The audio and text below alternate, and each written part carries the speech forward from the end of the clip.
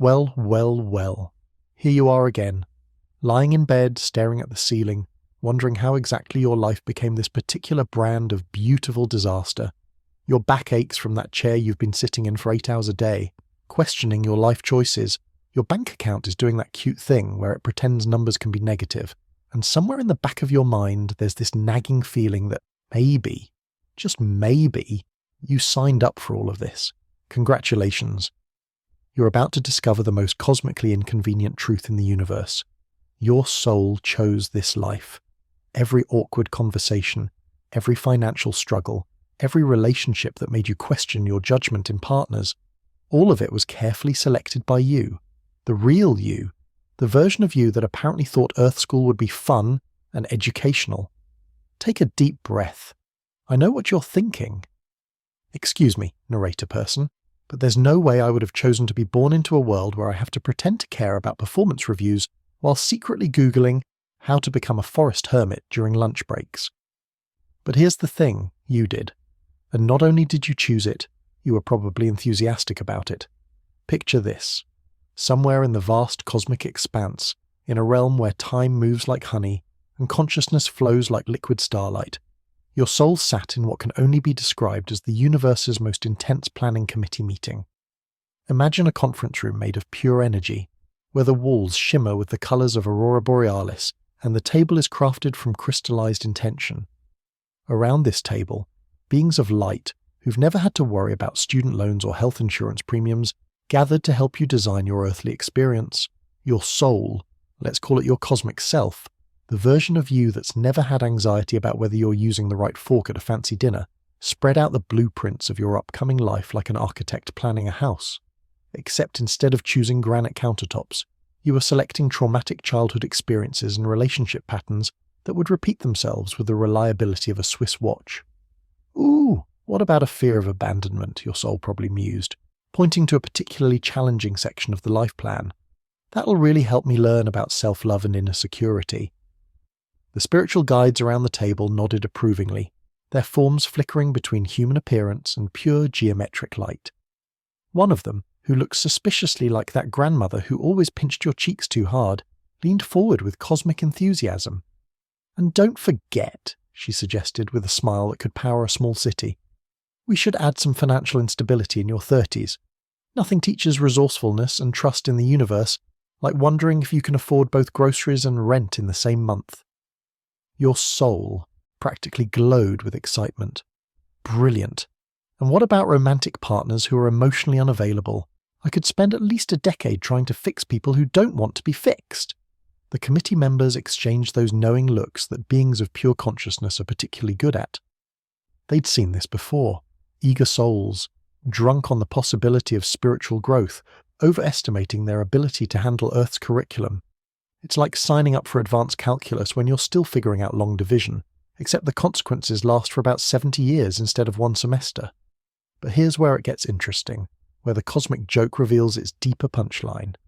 Your soul didn't choose this life to punish you or because it has questionable judgment, though, let's be honest, the jury's still out on that second part.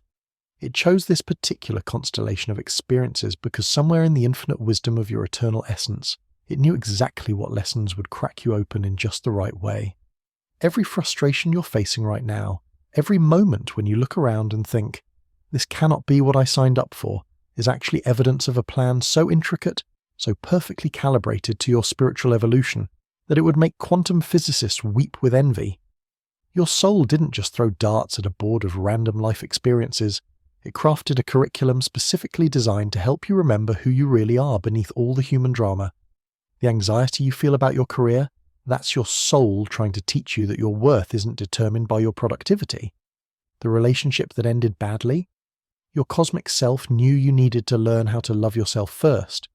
That persistent feeling that you're meant for something bigger, that's not delusion. That's your soul's GPS trying to redirect you toward your true purpose. Right now, as you lie here in the soft darkness of your room, you might be feeling a strange mixture of relief and annoyance. Relief because finally someone is acknowledging that your life feels like it was designed by a committee of well-meaning sadists. Annoyance because, if this is all true, it means you can't blame anyone else for your circumstances. Not your parents, not society, not Mercury being in retrograde again.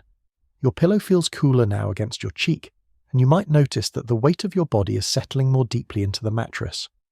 There's something oddly comforting about the idea that your struggles aren't random, that they're not evidence of cosmic indifference or your own inadequacy. Instead, they're the carefully chosen tools of your own spiritual evolution. The air in your room carries the faintest hint of something you can't quite name. Maybe it's possibility, or maybe it's the recognition that you are both the author and the protagonist of your own cosmic adventure story. Your breathing is becoming slower, more rhythmic, as if your body is finally relaxing into the truth that it's exactly where it needs to be. In the distance, you can almost hear the gentle laughter of your planning committee, those beings of light who watched you choose this life with such confidence. They're not laughing at you. They're laughing with the recognition that comes from watching someone finally begin to remember the plot they helped write. It's the kind of laughter that holds infinite compassion, the way parents might chuckle when their child finally figures out that the impossible puzzle was designed to be solved. Your eyelids are growing heavy now, and as they close, you might catch a glimpse of something extraordinary. The vast, shimmering expanse of possibility that exists between sleep and waking, between the human you and the cosmic you, between the life you think you're living and the magnificent adventure you actually chose. Welcome to your cosmic mistake, dear traveller. It's going to be the most beautiful disaster you've ever experienced, and the best part, you're just getting started, so you've accepted that your soul might have questionable taste in life experiences? Excellent. Now let's take a tour of where all these brilliant decisions were made. Welcome to the interlife. Imagine if the universe had a cosmic mall, but instead of selling overpriced smoothies and phone cases, it specializes in existential crises and spiritual growth opportunities. You're floating now, not in your bed anymore, but in a space that defies every law of physics you learned in high school and promptly forgot. The air here isn't really air. It's more like breathing liquid starlight mixed with the essence of every sunset you've ever witnessed. Colours exist here that don't have names in any earthly language, swirling in patterns that would make a kaleidoscope jealous. Before you stretches what can only be described as the universe's most bizarre shopping centre. There are no fluorescent lights or tile floors here. Instead, crystalline structures spiral upward like frozen music, each one humming with a frequency that resonates in your chest. Pathways of pure silver light connect floating platforms where souls browse their options like customers at the world's most consequential flea market. And there you are, the pre-incarnation version of yourself, glowing with the confidence of someone who's never had to parallel park or explain a gap in their employment history. You're reviewing what appears to be a cosmic catalogue, and honestly, your shopping technique is questionable at best. Ooh, what's this one? Past you points excitedly at a life option that looks like it was designed by someone with a twisted sense of humour. Born into a family where no one talks about their feelings, parents who measure love in academic achievements, and a genetic predisposition to overthinking everything, that sounds perfect for learning emotional intelligence. Your spiritual guide. Think life coach meets ancient wisdom meets that friend who gives terrible advice with complete confidence. Nods enthusiastically. She looks exactly like what you'd expect a cosmic guide to look like. Part angel, part therapist, part the aunt who believes everything happens for a reason even when your car breaks down in the rain. That's a popular choice, she says, her voice like wind chimes made of condensed enlightenment. Very character building. And look here, it comes with bonus features, chronic self-doubt, a tendency to attract partners who need fixing, and an inexplicable compulsion to say sorry for things that aren't your fault. Past you is practically vibrating with enthusiasm. You're like a spiritual tourist who's convinced you can handle the advanced hiking trail when you've barely managed to walk around the block. This is going to be amazing. I'll learn so much about unconditional love and inner strength. The guide slides another option across the cosmic table, which appears to be made from crystallized wisdom and poor judgment. Or perhaps this one. It's a deluxe package, includes financial instability, a fear of commitment, and the special bonus feature of always feeling like you're behind in life compared to your peers. Even better, Past You exclaims with the kind of optimism that would be inspiring if it weren't so terrifyingly naive. I'll develop resilience and learn that happiness comes from within, not external circumstances. Watching this cosmic shopping spree, you can't help but feel like you're observing someone order the spiciest dish at a restaurant while insisting they can handle heat, despite having never eaten anything stronger than mild salsa. Your past self is browsing traumatic experiences like their vacation packages to exotic destinations. There's an entire section dedicated to relationship challenges, aisles upon aisles of romantic disasters, family dysfunction, and friendship betrayals, all carefully organised by the type of spiritual lesson they provide. Past you is examining these options with the intensity of someone choosing wine for a dinner party, completely unaware that the hangover is going to last for decades. What about this career path, the guide suggests, pulling up a holographic display that shows a life of working jobs that feel meaningless while harbouring secret dreams you're too afraid to pursue? It's excellent for teaching courage and authenticity. Most souls take at least 3 lifetimes to work up to this one. "I'll take it," past you declares without hesitation. "How hard could it be?" Oh, past you. Sweet, naive, cosmically overconfident past you. But here's where the shopping mall metaphor breaks down, because unlike buying something you'll regret and return within 30 days, this is the universe we're talking about. The return policy is approximately 1 lifetime, and the customer service desk is staffed by your own experiences. As you observe this cosmic retail therapy session, you begin to notice something remarkable hidden beneath the apparent chaos. Every bad choice past you is making isn't actually random or masochistic. There's an underlying intelligence to this madness, a pattern that would be beautiful if it weren't so personally inconvenient. The family that struggles with communication? They're going to teach you the language of love that doesn't require words.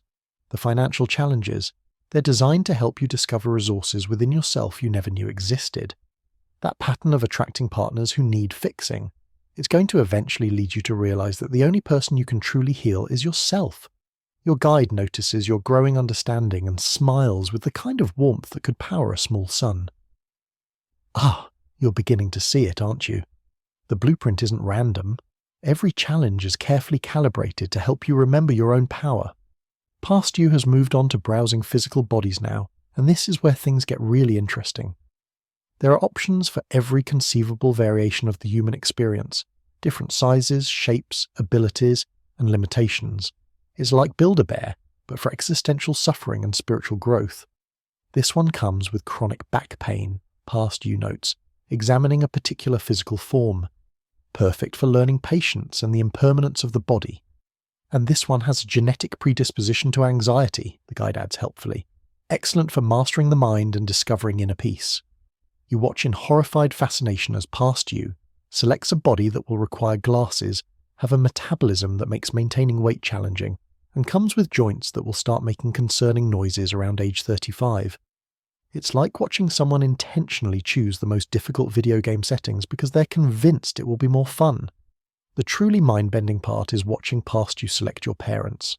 There's an entire compatibility algorithm at work here, not for happiness, mind you, but for maximum spiritual growth potential. It's like a dating app designed by enlightened beings who understand that sometimes the relationships that challenge us the most are the ones that help us grow the fastest. These two will give you just the right combination of love and limitation, the guide explains, showing past you your future parents' spiritual profiles. They'll teach you independence through their overprotection and self-worth through their criticism. It's a very sophisticated curriculum. Past you is nodding. Like this all makes perfect sense, which is deeply disturbing from your current perspective. You're like someone who ordered their life from a menu written entirely in a foreign language, and now you're discovering that your mild dish is actually a spiritual ghost pepper challenge. But as you float here in this space between spaces, watching your own cosmic origin story unfold, something unexpected happens. A deep sense of compassion begins to bloom in your chest, not just for your current struggling self, but for past you as well. That eager soul browsing life challenges with such enthusiasm wasn't being reckless. They were being brave. Your past self knew something that your current self sometimes forgets, that you're far more resilient and capable than you realize. Every challenge past you selected came with a hidden gift, your own infinite ability to adapt, grow, and transform any experience into wisdom. The crystalline structures around you pulse with a gentle rhythm that matches your heartbeat, and you realize you're still lying in your bed, but somehow you're also here in this space of infinite possibility. The boundaries between dreaming and remembering, between past and present, are as fluid as the liquid light that surrounds you. Your breathing has become deeper, more relaxed, as if your body finally understands that your struggles aren't evidence of cosmic cruelty, but of cosmic confidence in your ability to handle them. Somewhere in the background of your awareness, you can hear past you completing the purchase on your life, signing cosmic contracts with all the enthusiasm of someone who's never had to file taxes, and despite everything, despite all the questionable choices and inevitable difficulties, you find yourself feeling oddly grateful for past you's optimism. After all, without those beautifully disastrous decisions, you wouldn't be here now, floating between worlds, finally beginning to understand the magnificent complexity of your own chosen adventure. The Interlife shopping mall is closing now, its crystalline structures dimming to a gentle glow, but the choices have been made. Your spiritual shopping cart is full, your cosmic receipt is signed, and somewhere in the distance, Earth is waiting with all its perfectly imperfect lessons. Time to see what past you bought you for Christmas. Spoiler alert, you're going to love it and hate it in equal measure. Now that you've witnessed your cosmic shopping spree, it's time to review your soul's employment history. And let me tell you, your eternal essence has what HR professionals would politely call an interesting career trajectory.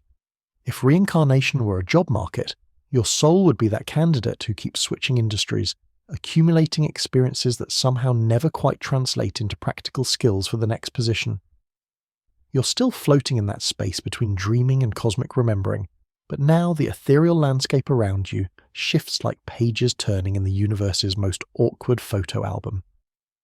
Before you unfurls what appears to be a spiritual LinkedIn profile that spans millennia, and honestly, it's a bit embarrassing. Soul profile, you, various names throughout history, specializing in repeated life lessons, karmic pattern recognition, still learning, advanced degree in making the same mistakes differently. Let's start with your most recent past life, shall we? There you are in 1847, a baker in rural France who spent 37 years perfecting the art of holding grudges. You mastered the skill of remembering every slight, every unfair customer complaint, every time someone said your bread was a bit dry. You died bitter, alone, and convinced that everyone was out to get you personally. Excellent foundation work in victimhood, notes your spiritual guide, who's still hanging around like a cosmic career counselor with questionable advice. Really solid groundwork for learning about forgiveness and personal responsibility. Grade, incomplete. Before that, you were a wealthy merchant in Victorian London who hoarded money like a dragon hoards gold, convinced that your worth was directly proportional to your bank balance. You spent 62 years acquiring possessions, stepping on people to climb social ladders, and dying surrounded by expensive furniture that couldn't comfort you in your final moments of existential terror. Thorough exploration of materialism and its limitations, the guide observes, making notes on her cosmic clipboard. Some real depth in understanding that external validation doesn't equal internal worth. Still didn't quite get it, though. Grade, nearly there, but not quite. The lifetime before that? Oh, that's a fun one. You were a monk in 12th century Tibet who spent 40 years meditating in a cave, convinced that spiritual enlightenment meant avoiding all human contact and surviving on barely enough food to keep your soul tethered to your increasingly skeletal body. You achieved remarkable states of consciousness, had visions that would make mystics weep with envy, and completely missed the point that spiritual growth isn't about escaping the human experience but transforming it.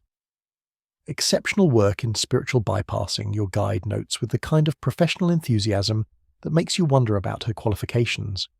Really committed to the belief that enlightenment means avoiding all earthly challenges, creative interpretation of non-attachment. Grade, spiritually advanced, emotionally stunted. And before that, you were a peasant in medieval England who spent 28 years being angry at God, the king, the weather, your neighbours, and basically everything that existed. You were so committed to your rage that you turned complaining into an art form. People would travel from neighbouring villages just to witness your legendary ability to find fault with everything from sunshine, too bright, to rain, too wet, to perfectly good harvests, probably won't last. Mastery level work in resistance to what is, the guide comments approvingly. really explored the full range of human suffering through the lens of this shouldn't be happening. Outstanding commitment to the illusion that life should be different than it is. Grade. A plus in stubborn misery. You're starting to see a pattern here, aren't you? Your soul has been like a spiritual method actor, completely immersing itself in every possible way to miss the point. It's actually impressive in the way that consistently failing at the same lesson across centuries shows a certain kind of dedication. The really fascinating part is watching how your soul has explored the same core issues from every conceivable angle. Trust issues. Check. You've been the betrayer, the betrayed, the one who trusts too much, and the one who trusts too little. Power dynamics? Oh, you've covered that extensively. Tyrant, victim, enabler, rebel, each lifetime a different costume for the same underlying drama. Your relationship patterns are particularly entertaining to observe across the centuries. There was that lifetime in ancient Rome where you fell in love with someone who was completely unavailable, then spent 30 years writing tragic poetry about unrequited love. Then there was Renaissance Italy, where you were the unavailable one, breaking hearts left and right while convincing yourself you were too complex for ordinary love. Then Victorian England again, you seem to have a thing for that era, where you attracted a partner who was basically your emotional opposite, leading to 40 years of trying to change each other. Thorough exploration of love as suffering, your guide notes, flipping through what appears to be a cosmic relationship history that would make even the most dramatic soap opera writers feel inadequate. Really committed to the belief that true love requires sacrifice of personal happiness. Some innovative approaches to missing the point entirely about self-love being prerequisite to loving others. But here's where it gets interesting. And by interesting, I mean cosmically hilarious in that way that makes you question the universe's sense of humour. Every single lifetime has been perfectly designed to teach you the exact same lessons you're supposed to be learning right now. It's like your soul enrolled in the same college course over and over, each time convinced this would be the semester it finally understood calculus, only to spend every class period daydreaming about something else. The financial anxiety you're experiencing in this lifetime, you've been working on that one since you were a merchant who lost everything to gambling in ancient Babylon. The fear of abandonment, that's been your spiritual major since you were an orphan in 14th century plague-era Europe, who learned that everyone you love eventually leaves or dies. The imposter syndrome in your career? Well, that traces back to being a court musician in Renaissance courts, who was always convinced someone was going to discover you were making it up as you went along. Your soul has approached these lessons like someone trying to solve a Rubik's Cube by randomly turning it different ways and hoping eventually it'll work out. Technically, given enough time, this method might succeed. It's just going to take several more centuries than necessary. The beautiful thing, your guide says, her voice taking on that tone spiritual teachers use when they're about to say something profound, is that every lifetime has been building toward this moment of recognition. Every apparent failure has been gathering data, exploring the full spectrum of human experience around these core themes. And you know what? She's right. Floating here in this space between worlds, reviewing your soul's questionable career choices, you begin to see the magnificent pattern hidden within the apparent chaos. Your soul isn't just randomly stumbling through lifetimes, it's been conducting the most thorough research project in existence on what it means to be human. That baker who held grudges? He taught you how forgiveness feels in its absence. The wealthy merchant? He showed you exactly how empty material success can be. The cave-dwelling monk?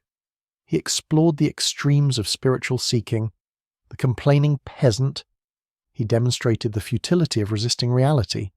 Each lifetime has been like taking a different class at the University of Human Experience, building a comprehensive education in what doesn't work, what causes suffering, and what keeps you stuck in patterns of unconscious reaction. Your soul has been earning degrees in every possible way to miss the point, which, paradoxically, is preparing you to finally get the point. The landscapes around you shift again, showing glimpses of other lives. You as a warrior who learned that violence only creates more violence, a healer who discovered that you can't save people who don't want to be saved, a parent who tried to live through your children's achievements, a student who thought enlightenment was something you could earn through perfect behavior. Each image carries the bittersweet recognition of a lesson almost learned, a truth almost grasped, A moment of awakening that got derailed by the ego's insistence on doing things the hard way. It's like watching a cosmic blooper reel of your own spiritual evolution. The good news, your guide continues with that slightly infuriating optimism that beings of light seem to specialize in, is that you're finally at the point where all this experience is ready to crystallize into wisdom. This lifetime, this beautiful, messy, challenging existence you're currently living, this is where everything finally comes together.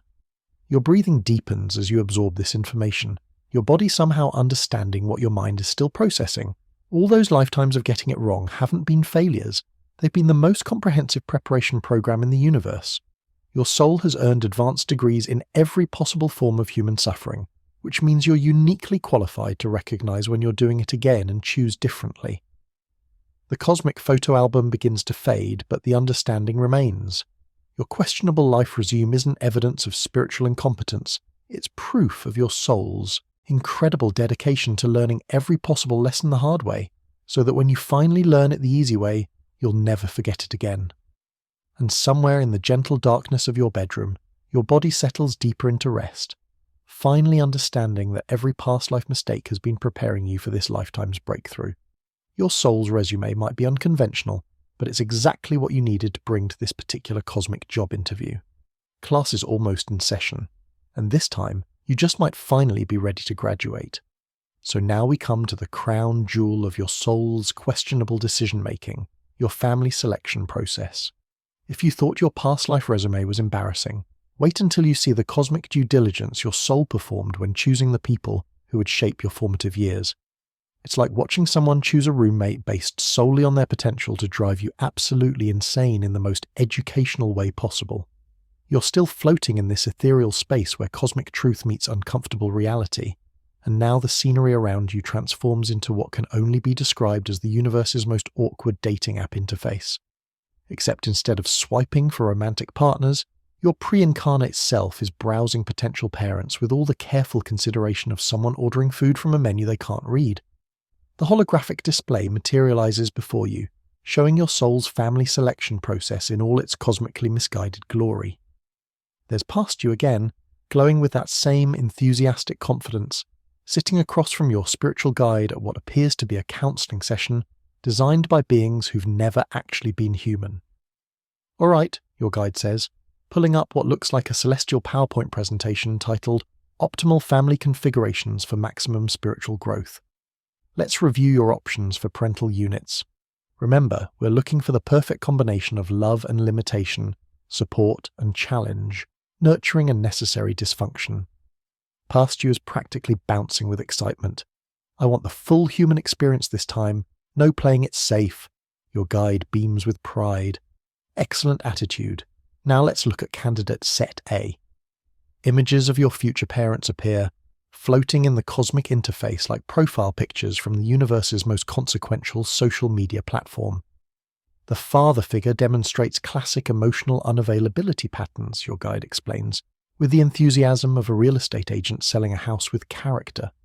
He loves deeply, but struggles to express it, showing affection primarily through criticism disguised as helping you improve. Excellent for learning that love doesn't always look like what you expect. Ooh, and the mother, past you asks, leaning forward with dangerous interest. Ah, she's wonderful. Anxiety disorder with perfectionist tendencies manifesting as overwhelming concern for your safety combined with subtle criticism of your life choices. She'll love you fiercely while simultaneously making you feel like nothing you do is ever quite good enough. Perfect for developing independence and self-validation skills. Past you claps ethereal hands together. They sound like exactly what I need. But what about siblings? I feel like I could really benefit from some competitive family dynamics. Your guide flips to the next slide.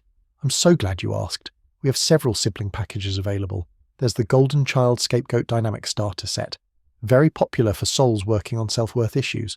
Or perhaps the sibling who seems to get everything easy model.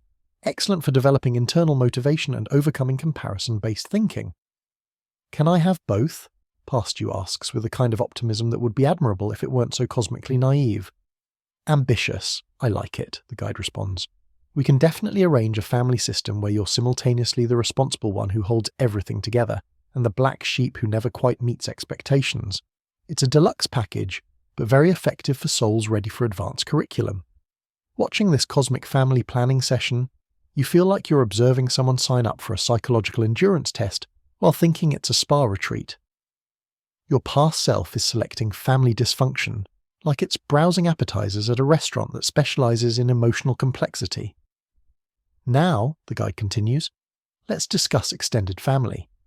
We're thinking some grandparents who provide unconditional love but also model some interesting coping mechanisms, perhaps some addiction issues, financial instability, and a strong tradition of not talking about difficult emotions. Perfect, past you exclaims.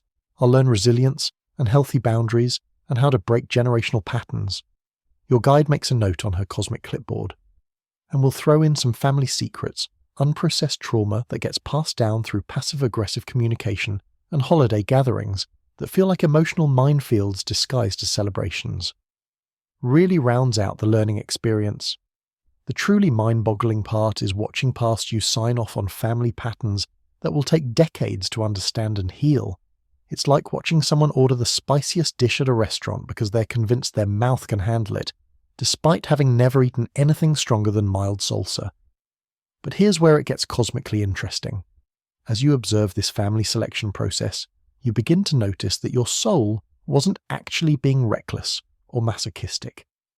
There's a sophisticated algorithm at work here. Each family member represents a specific type of spiritual curriculum that your soul knew it needed to experience. Your father's emotional unavailability, that's going to teach you that your worth isn't dependent on external approval. Your mother's anxious perfectionism, that's designed to help you learn the difference between love and control, and ultimately to develop your own internal sense of safety. That sibling who seems to get everything easily. They're going to push you to find your own unique path instead of trying to follow someone else's blueprint. The beautiful thing about families, your guide explains, her voice taking on that tone that indicates she's about to drop some cosmic wisdom, is that they provide the perfect laboratory for working out your deepest soul contracts with other beings. These aren't random people assigned to torment you. These are souls who love you enough to play the difficult roles in your growth story. And suddenly you see it. The holographic display shifts to show the deeper truth behind your family selection. These are souls who agreed to be your spiritual teachers, disguised as your most challenging relatives. Your father, who struggles to express emotion, is actually a masterclass in learning to love without needing constant verbal confirmation. Your mother, with all her worried criticism, is teaching you the advanced course in developing unshakable self-acceptance. That sibling dynamic you chose. It's not cosmic punishment. It's a carefully designed system for learning how to maintain your authentic self while navigating complex relational dynamics. Every family dinner that feels like a performance is actually practice for being genuinely yourself in challenging situations. The extended family trauma patterns you selected aren't evidence of your soul's poor judgment. They're opportunities to develop the superpower of breaking cycles that have been running for generations. You chose to be the one who says, "This stops here. This pattern of hurt stops with me." Your guide pulls up another display showing the energy signatures of your chosen family members. Look at how perfectly matched these frequencies are to your spiritual growth needs. It's like a cosmic tuning fork arrangement. Each family member's energy is calibrated to activate specific aspects of your spiritual development. You can see it now, the intricate dance of souls agreeing to challenge each other in exactly the ways that will promote the most growth. Your mother didn't choose anxiety to make your life difficult. She chose it because she knew that learning to love someone with anxiety, while maintaining your own emotional equilibrium, would make you incredibly strong and compassionate. Your father didn't choose emotional distance because he wanted to withhold love. He chose it because he knew that learning to recognize love in its less obvious forms would make you wise about the many ways love can be expressed. That sibling who got all the attention. They agreed to play that role so you would be forced to develop your own internal source of validation. Family, your guide says with a smile that contains multiverses of understanding, is where souls practice unconditional love under the most challenging conditions. It's graduate-level spiritual work disguised as Sunday dinner. The images begin to shift and fade, but the understanding deepens. You chosen family not despite their limitations, but because of them. Every frustrating conversation, every moment when you felt misunderstood or underappreciated, every holiday gathering that felt more like emotional boot camp than celebration, All of it was designed to help you develop qualities that can only be forged in the fire of intimate, ongoing relationships with imperfect people. Your breathing becomes slower, deeper, as this recognition settles into your bones. The family dynamics that once felt like evidence of cosmic indifference or bad luck are actually proof of an intelligence so sophisticated, so perfectly calibrated to your spiritual evolution, that it would make the most advanced computer programmers weep with envy. In the gentle darkness of your room, your body relaxes more fully into the mattress, finally understanding that every difficult family moment was actually a masterclass in developing the very qualities your soul most wanted to cultivate: patience, compassion, boundary setting, unconditional love, and the ability to remain centered in the midst of chaos. Your family didn't fail you. They succeeded brilliantly at being exactly what your soul knew it needed to grow into the person you're becoming. Every criticism taught you self-acceptance. Every moment of feeling unseen taught you how to see yourself clearly. Every instance of conditional love taught you how to love unconditionally. The cosmic family planning session dissolves into wisps of starlight, but the truth remains. You didn't just get assigned to a random family. You chose these souls to be your first teachers in the complex art of being human, and they chose you right back. And somewhere in the quantum field of infinite possibility, all of your souls are still connected, still supporting each other's growth, still loving each other enough to play whatever role is needed for everyone's highest good. Even when, especially when, that role looks nothing like what human love is supposed to look like. Your family gave you exactly what you came here to learn. The fact that it didn't feel like a gift at the time just proves how sophisticated the curriculum really was. And now we arrive at perhaps the most questionable shopping expedition in your soul's entire cosmic retail history: choosing your physical body. If your family selection process was like browsing emotional complexity packages, your body shopping experience was like visiting a cosmic thrift store where everything comes with character-building features and nothing quite fits the way you imagined it would. You're floating deeper now in this space between sleeping and cosmic remembering, and the ethereal landscape around you transforms into what can only be described as the universe's most bizarre second-hand shop. Imagine a warehouse the size of several galaxies, filled with physical forms in every conceivable variation, each tagged with little cosmic price stickers that read things like, comes with mysterious joint pains starting at age 30, and includes bonus feature, metabolism that treats kale the same as donuts. There's past you again, browsing the body selection area with all the careful consideration of someone shopping for a used car who's convinced they can handle whatever quirks come with their choice. Your spiritual guide is following along with a cosmic shopping cart, looking like a personal shopper who specializes in spiritual suffering disguised as physical inconvenience. All right, your guide says, consulting what appears to be a holographic checklist titled Physical Vehicle Specifications for Maximum Soul Growth. What kind of embodied experience are we going for this lifetime?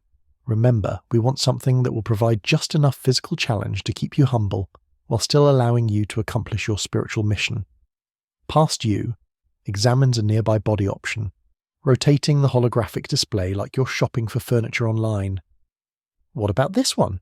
It looks reasonably functional. Oh, that's a popular model, your guide enthuses. Comes with 20/20 vision for the first 18 years, then gradually develops nearsightedness that will require corrective lenses for the rest of your incarnation. Excellent for learning that clarity comes from within, not from external sight. Interesting, past you muses, clearly intrigued by this particular form of spiritual torture disguised as vision problems. What else? Your guide pulls up the detailed specifications like a cosmic car dealer reading off features. This model includes a digestive system that will develop mysterious food sensitivities in your 30s, forcing you to completely reevaluate your relationship with nourishment. Very good for learning mindfulness and the connection between body and consciousness. Past you is nodding enthusiastically. That sounds like exactly the kind of growth opportunity I'm looking for. But what about joints? I feel like I could really benefit from some physical humility. Ah, you're in luck. The guide wheels over another body option with the excitement of someone who's found the perfect match. This one comes with knees that will start making concerning noises around age 25, despite no apparent injury. By 40, you'll sound like a human percussion section just getting out of bed. Excellent for accepting the impermanence of physical youth. Perfect. And metabolism. Oh, this is beautiful. a metabolism that works perfectly until about age 30, at which point it will slow down just enough to make maintaining your current weight feel like a part-time job. Really helps with learning self-acceptance and the difference between health and vanity. Watching this cosmic body shopping expedition, you feel like you're observing someone enthusiastically signing up for a subscription service to physical inconvenience. Your past self is selecting bodily limitations like they're choosing extra features on a car, completely unaware that these upgrades will provide decades of intimate acquaintance with human vulnerability. Now, the guide continues, pulling up what appears to be a cosmic medical chart, let's discuss the genetic lottery. We have some lovely options for inherited tendencies that will provide ongoing opportunities for personal growth. Past you leans in with dangerous interest. Like what? Well, there's a genetic predisposition to anxiety that manifests as overthinking every possible worst-case scenario. Wonderful for developing trust in the universe and learning to distinguish between actual problems and imaginary ones. Ooh, and what about physical challenges? Your guide's enthusiasm reaches new heights. I'm so glad you asked. We can include a back that will occasionally remind you of your mortality through inexplicable pain episodes, usually triggered by activities as strenuous as sleeping wrong or sneezing too vigorously. Really keeps you present in your body. Past you's practically glowing with excitement, which is deeply concerning from your current perspective. You're watching someone order physical discomfort like it's a spiritual buffet, completely convinced that more suffering equals more growth. And we absolutely must discuss the skin situation, the guide continues. This model comes with a complexion that will require a complex skincare routine just to achieve acceptable, plus the bonus feature of breaking out whenever you're stressed, thus creating a feedback loop of stress about your appearance, causing more stress-related breakouts. Brilliant, Past You declares. That'll teach me not to attach my self-worth to physical appearance. Your guide makes notes on her cosmic clipboard. And for the hair, we're thinking something that looks great when you're 16 but gradually requires more maintenance and product just to achieve the same results.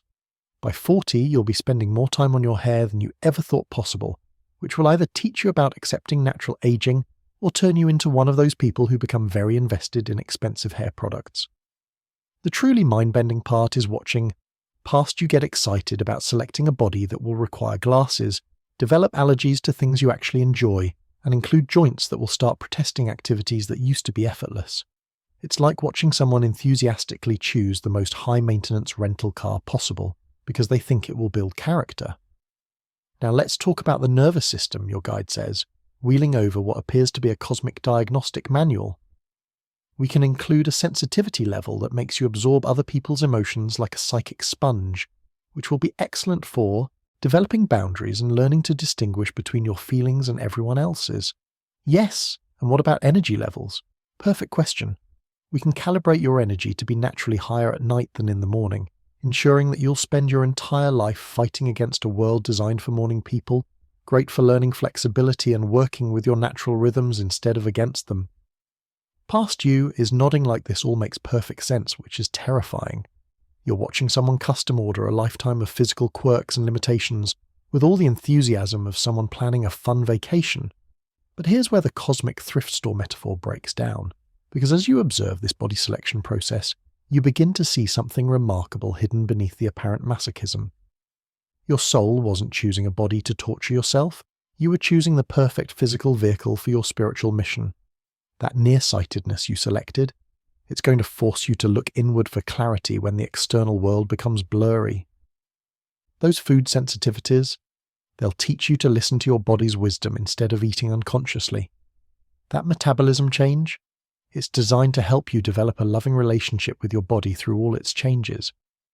The beautiful thing about embodiment, your guide explains, her voice taking on that cosmic wisdom tone again, is that every physical limitation is actually a spiritual invitation.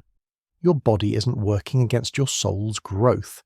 It's perfectly designed to support it, and suddenly you see it.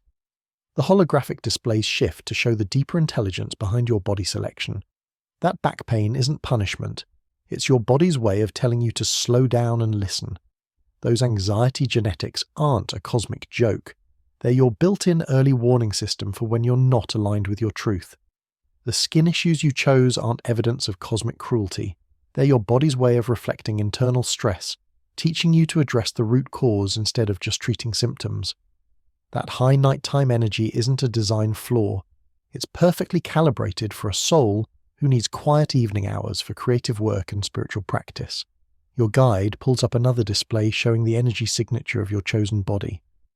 Look at how perfectly this physical form matches your soul's vibrational frequency. Every limitation is actually a strength in disguise, every challenge a pathway to greater self-awareness. You can see it now. Your body isn't the enemy of your spiritual growth, it's your most intimate spiritual teacher. Every ache, every limitation, every quirk is a gentle, or sometimes not so gentle, reminder to pay attention, to be present, to treat yourself with compassion.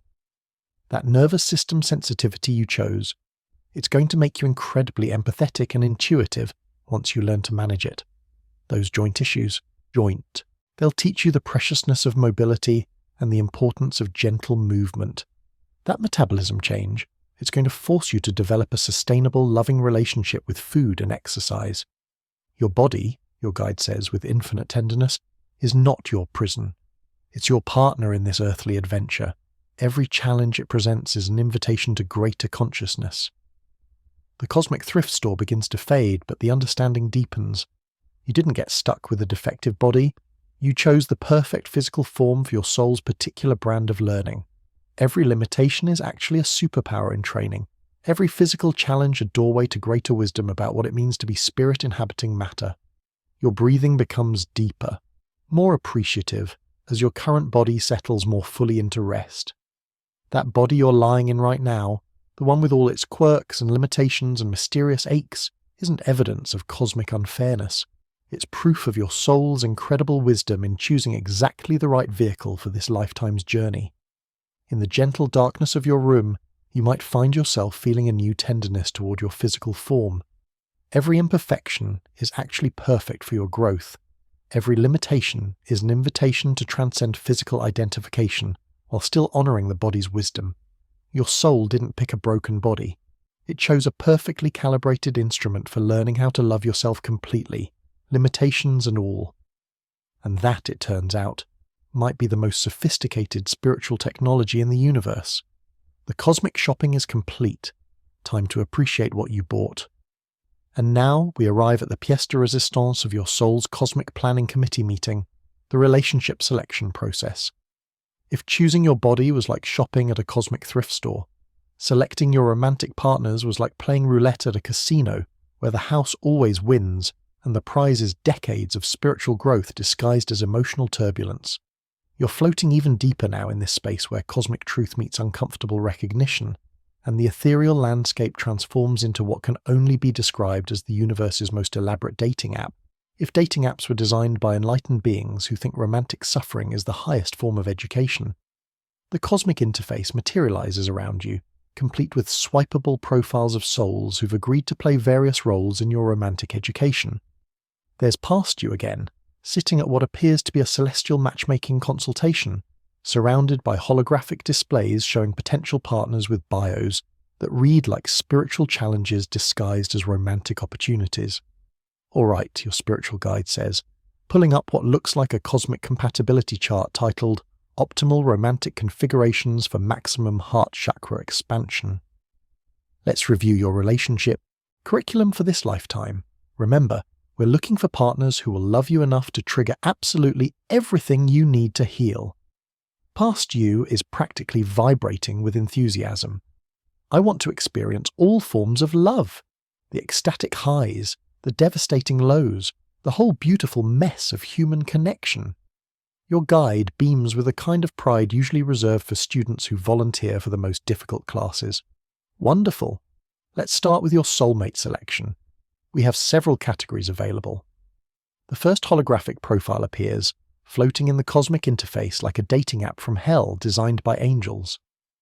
This is a classic, unavailable but fascinating model. He'll be emotionally complex, creatively brilliant, and completely incapable of commitment. Perfect for learning that you can't love someone into wholeness. Past you leans in with dangerous interest. Tell me more. He'll arrive at the perfect moment when you're feeling confident and ready for love. Sweep you off your feet with intensity that feels like cosmic recognition. then systematically demonstrate every way that love can feel conditional. Excellent for developing self-worth that doesn't depend on romantic validation. That sounds like exactly what I need, Past You declares with the kind of optimism that would be inspiring if it weren't so cosmically naive. But what about long-term partners? Your guide flips to the next profile with the enthusiasm of a cosmic matchmaker who's found the perfect emotional disaster. Ah, here's a beautiful option. This soul has agreed to be your practice relationship, someone who'll teach you how to love while simultaneously showing you exactly what kind of love you don't want. The profile shows someone who looks perfectly normal on the surface, which should have been the first red flag. This partner will arrive when you're ready to settle down, seem like everything you've been looking for, then gradually reveal patterns that will make you question everything you thought you knew about compatibility. Past You is nodding enthusiastically. What kind of patterns? Oh, the usual spiritual curriculum disguised as relationship dysfunction. They'll love you but try to change you, support your dreams while subtly undermining your confidence, be wonderfully romantic while completely missing your emotional needs. Really comprehensive training in maintaining your authentic self while in relationship. Watching this cosmic matchmaking session, you feel like you're observing someone enthusiastically signing up for a masterclass in romantic confusion. Your past self is selecting relationship challenges like they're choosing courses at a university that specializes in emotional complexity. Now, your guide continues, let's discuss your twin flame experience. Past You's eyes light up with a kind of dangerous excitement usually reserved for people about to bungee jump without checking the cord. Yes, I want the full cosmic love experience. Your guide pulls up a profile that practically radiates intensity. This is advanced curriculum, so pay attention. Your twin flame will be your perfect energetic match. Same soul essence, complementary growth patterns, and enough mutual triggering to keep therapists in business for decades. That sounds amazing! Oh, it will be, your guide says with a smile that contains multiverses of knowing.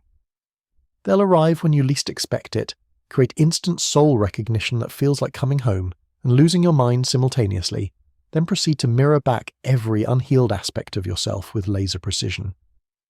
Past You is practically glowing. Perfect. That'll accelerate my growth. Indeed, you'll experience love so intense it rewrites your understanding of what love can be, followed by separation so devastating you'll question whether love is worth the risk. Then reunion, then separation again, in a cosmic dance designed to teach you that true love is about union with yourself first. The truly mind-boggling part is watching Past You get excited about signing up for romantic experiences that will provide decades of material for journaling about relationship patterns. You're observing someone enthusiastically choose to fall in love with people who will challenge every assumption about how love should look and feel. What about the learning to leave relationship, your guide asks, consulting her cosmic clipboard. The what now? Past You inquires. This is crucial curriculum, the guide explains. You'll attract a partner who's fundamentally incompatible with your growth, but the chemistry will be so strong you'll convince yourself you can make it work. Excellent training in recognizing when love isn't enough and when staying becomes spiritual self-abandonment. Past You nods thoughtfully. So I'll learn about healthy boundaries and self-respect through the experience of not having them? Exactly. You'll stay far longer than wisdom would suggest trying to fix what cannot be fixed, learning to love someone while simultaneously learning that loving someone doesn't mean sacrificing yourself for their comfort. Your guide wheels over another relationship option with the enthusiasm of someone showing off their favorite spiritual torture device. And this one's particularly sophisticated, the almost perfect relationship. This partner will be 95% compatible with everything you think you want, with that remaining 5% being something so fundamentally incompatible with your soul's purpose that you'll spend years trying to convince yourself it doesn't matter. Brilliant, Past You exclaims. I'll learn to distinguish between what looks good on paper and what actually serves my highest good. The cosmic dating interface continues displaying options. The catalyst relationship arrives to shake up your entire life just when you think you have everything figured out. The healing relationship, someone whose love will help you understand what healthy attachment actually feels like. And the comic relief relationship, someone so obviously wrong for you that even your most romantically delusional friends will stage an intervention. But here's where the relationship roulette wheel reveals its hidden intelligence. As you observe this cosmic matchmaking process, you begin to see that your soul wasn't randomly selecting romantic chaos. Every relationship challenge was carefully calibrated to teach you specific lessons about love, self-worth, boundaries, and the difference between authentic connection and unconscious projection. The beautiful thing about romantic relationships, your guide explains, her voice taking on that tone of cosmic wisdom, is that they're the most efficient delivery system for spiritual growth in human form. Every person you'll love is actually a mirror, showing you both your capacity for connection and the places where you still need to heal. And suddenly you see it. The holographic displays shift to show the deeper pattern behind your relationship selections. That unavailable partner isn't cosmic punishment. They're perfectly designed to teach you that your worth doesn't depend on someone else's capacity to see it. The practice relationship isn't a waste of time. It's education in recognizing what authentic compatibility feels like. The twin flame experience you chose isn't cosmic romance novel fantasy. It's advanced training in loving someone so completely that you learn to love yourself with the same intensity. Every heartbreak is actually heart-opening. Every romantic disappointment a redirection toward greater self-awareness. Your guide pulls up another display showing the energy signatures of all your chosen romantic experiences. Look at how perfectly each relationship is designed to activate different aspects of your heart's awakening. The challenging ones teach you strength and discernment. The healing ones show you what love can feel like when it's not a battlefield. The passionate ones remind you that you're capable of profound connection. You can see it now. Every romantic disaster was actually romantic education. Every person who broke your heart was unconsciously helping you learn to put it back together stronger than before. Every relationship that didn't work out was clearing space for you to discover what kind of love actually serves your soul's evolution. That partner who was emotionally unavailable, they taught you to become emotionally available to yourself. The one who tried to change you, they showed you the importance of loving yourself exactly as you are. The relationship where you lost yourself, it was designed to help you find yourself more completely than ever before. Romantic love, your guide says with infinite tenderness, isn't about finding someone to complete you. It's about using the experience of loving and being loved to remember that you're already complete. Every relationship is practice for the ultimate love affair, the one between you and your own soul. The cosmic dating interface begins to fade, but the understanding deepens. You didn't attract difficult relationships because you're unworthy of love. You attracted them because you're so worthy of love that you were willing to learn everything necessary to recognize it, receive it, and give it authentically. Your breathing becomes slower, more open, as your heart settles into this new understanding. Every romantic wound was actually a doorway to greater capacity for love. Every person who couldn't love you the way you needed was unknowingly preparing you to recognize someone who could. In the gentle darkness of your room, your body relaxes more fully, finally understanding that your romantic history isn't evidence of your inability to choose good partners. It's proof of your soul's incredible commitment to learning every possible lesson about love, the kind of comprehensive education that can only come through direct experience. Every person you've loved was perfectly chosen to help you evolve into someone capable of the kind of love you actually want to experience. The relationship roulette wheel wasn't rigged against you. It was calibrated precisely for your heart's awakening. And somewhere in the quantum field of infinite possibility, all the souls who've agreed to love you in this lifetime are still connected to your growth, still supporting your evolution, still honoring the sacred contracts you made to help each other learn what love really means. Your heart chose every relationship for a reason. The fact that the reasons weren't always comfortable just proves how serious you were about graduating from the cosmic school of love.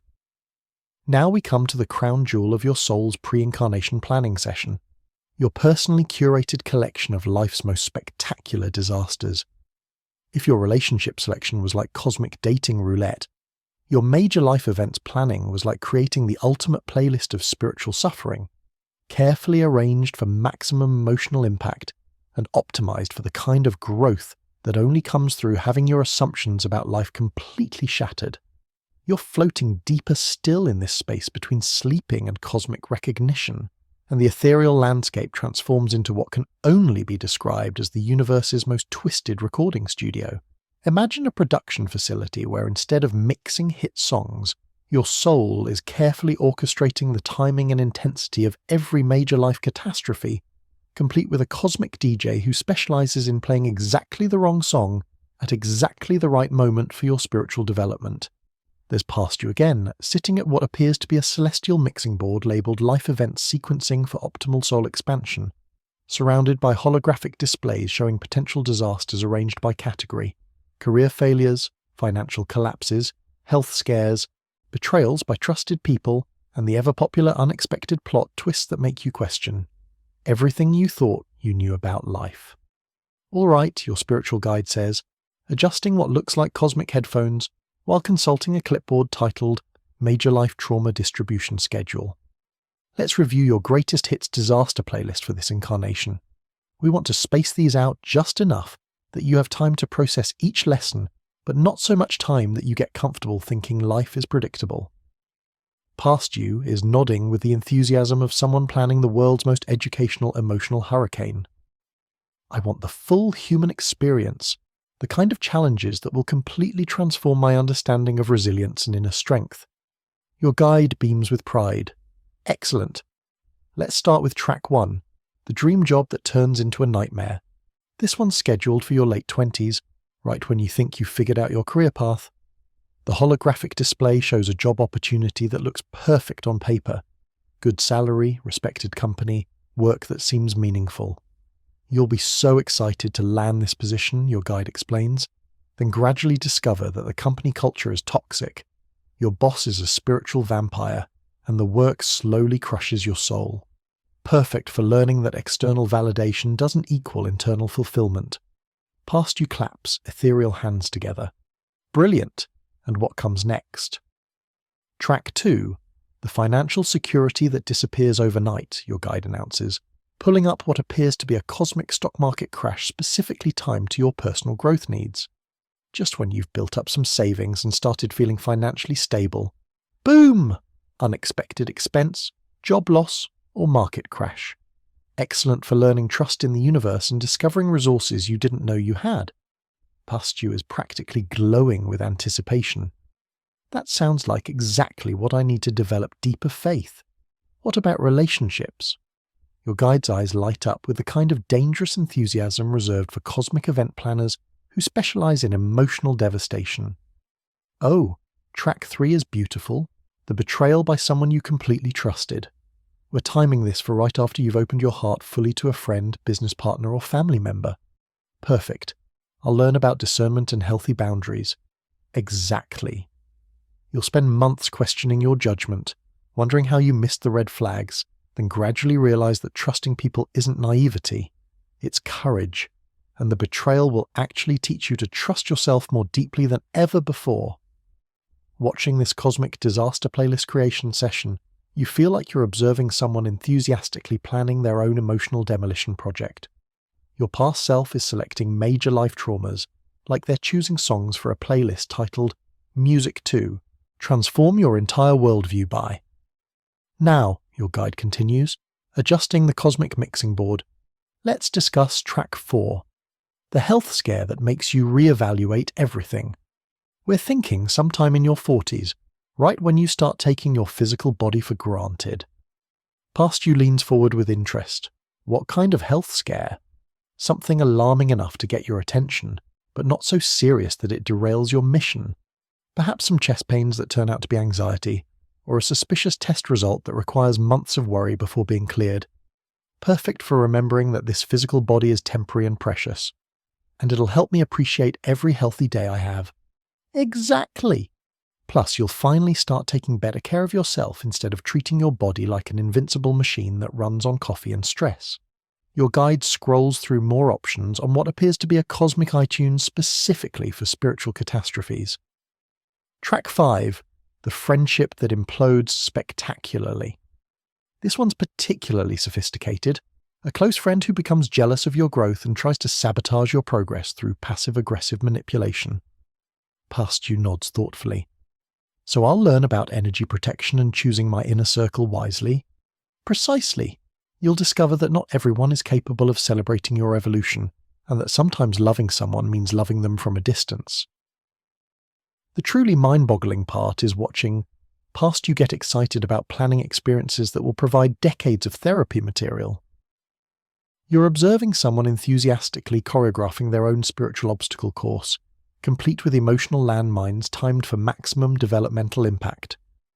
What about track 6? Past you asks eagerly. Your guide pulls up a particularly elaborate disaster scenario. The dream that dies spectacularly in public will have you invest years of time, energy, and identity into a goal that fails in the most visible way possible. Think business venture that collapses, creative project that gets publicly rejected, or relationship that ends dramatically right when everyone expects you to announce your engagement. Oh, that's perfect for learning that my worth isn't tied to my achievements or other people's approval. Exactly. Plus, the public nature of the failure will teach you that most people are too busy worrying about their own lives to judge yours as harshly as you judge yourself. Your guide continues arranging disasters with the precision of a spiritual DJ who understands that timing is everything when it comes to maximum growth impact. Track 7. The family crisis that forces you to show up as the adult. This usually involves a parent getting sick, a sibling making terrible decisions, or some family secret being revealed that recontextualizes your entire childhood. Past you is vibrating with enthusiasm. I'll develop my capacity for unconditional love and emotional maturity. Absolutely. You'll learn the difference between helping and enabling, between compassion and codependency, between being responsible for people you love and being responsible to them. But here's where the disaster playlist metaphor reveals its hidden genius. As you observe this cosmic event planning session, you begin to see that your soul wasn't randomly selecting catastrophes like some kind of spiritual masochist. Every disaster was precisely timed and carefully calibrated to arrive exactly when you'd developed enough resilience to handle it, but before you'd become so comfortable that you stopped growing. The beautiful thing about major life challenges, your guide explains, her voice taking on that cosmic wisdom tone, is that they're not punishments or evidence that the universe is against you. They're invitations to discover capabilities you didn't know you possessed. And suddenly you see it. The holographic displays shift to show the deeper intelligence behind your disaster playlist. That dream job nightmare wasn't cosmic cruelty. It was designed to redirect you toward work that actually aligned with your soul's purpose. The financial collapse wasn't universal abandonment. It was training in finding security from internal rather than external sources. The betrayal by a trusted person wasn't evidence that people can't be trusted. It was education in trusting your own intuition and maintaining your authentic self, even when others disappoint you. The health scare wasn't a punishment for poor self-care. It was a wake-up call to treat your body as the sacred vessel it is. Your guide pulls up another display showing the energy signature of your entire disaster playlist. Look at how perfectly each challenge builds on the previous one. The job loss teaches you resilience. The financial scare teaches you resourcefulness. The betrayal teaches you discernment. The health issue teaches you presence. Each disaster is actually building a specific spiritual muscle. You can see it now. Every major life catastrophe has been a masterclass in developing qualities that can't be learned through comfort and ease. The job that crushed your soul taught you what authentic work feels like by contrast. The financial insecurity developed your creativity and trust in the universe's ability to provide. The betrayal strengthened your ability to love without losing yourself. That dream that died publicly, it wasn't failure. It was redirection towards something more aligned with who you were becoming. The family crisis that forced you to adult, it developed your capacity for unconditional love and emotional leadership that you never knew you possessed. Major life disasters, your guide says with infinite compassion, are not evidence that you're doing life wrong. They're proof that you're doing it courageously. Every challenge you've survived has made you more compassionate, more resilient, more authentically yourself. The cosmic recording studio begins to fade, but the understanding deepens. Your life's greatest disasters haven't been cosmic mistakes or evidence of universal unfairness. They've been the precisely timed arrival of experiences designed to crack you open in exactly the right ways to let more light in. Your breathing becomes deeper, more accepting, as your body settles into this recognition. Every major challenge you faced wasn't random suffering. It was your soul's curriculum for developing into the person you're becoming. Every disaster playlist track was chosen to help you discover strengths you didn't know you had. In the gentle darkness of your room, you might find yourself feeling oddly grateful for some of the experiences you previously labelled as the worst things that ever happened to me. From this cosmic perspective, they weren't the worst things. They were the most transformative things, perfectly timed to arrive when you were ready to grow beyond your current limitations. Your soul didn't choose a life of random suffering.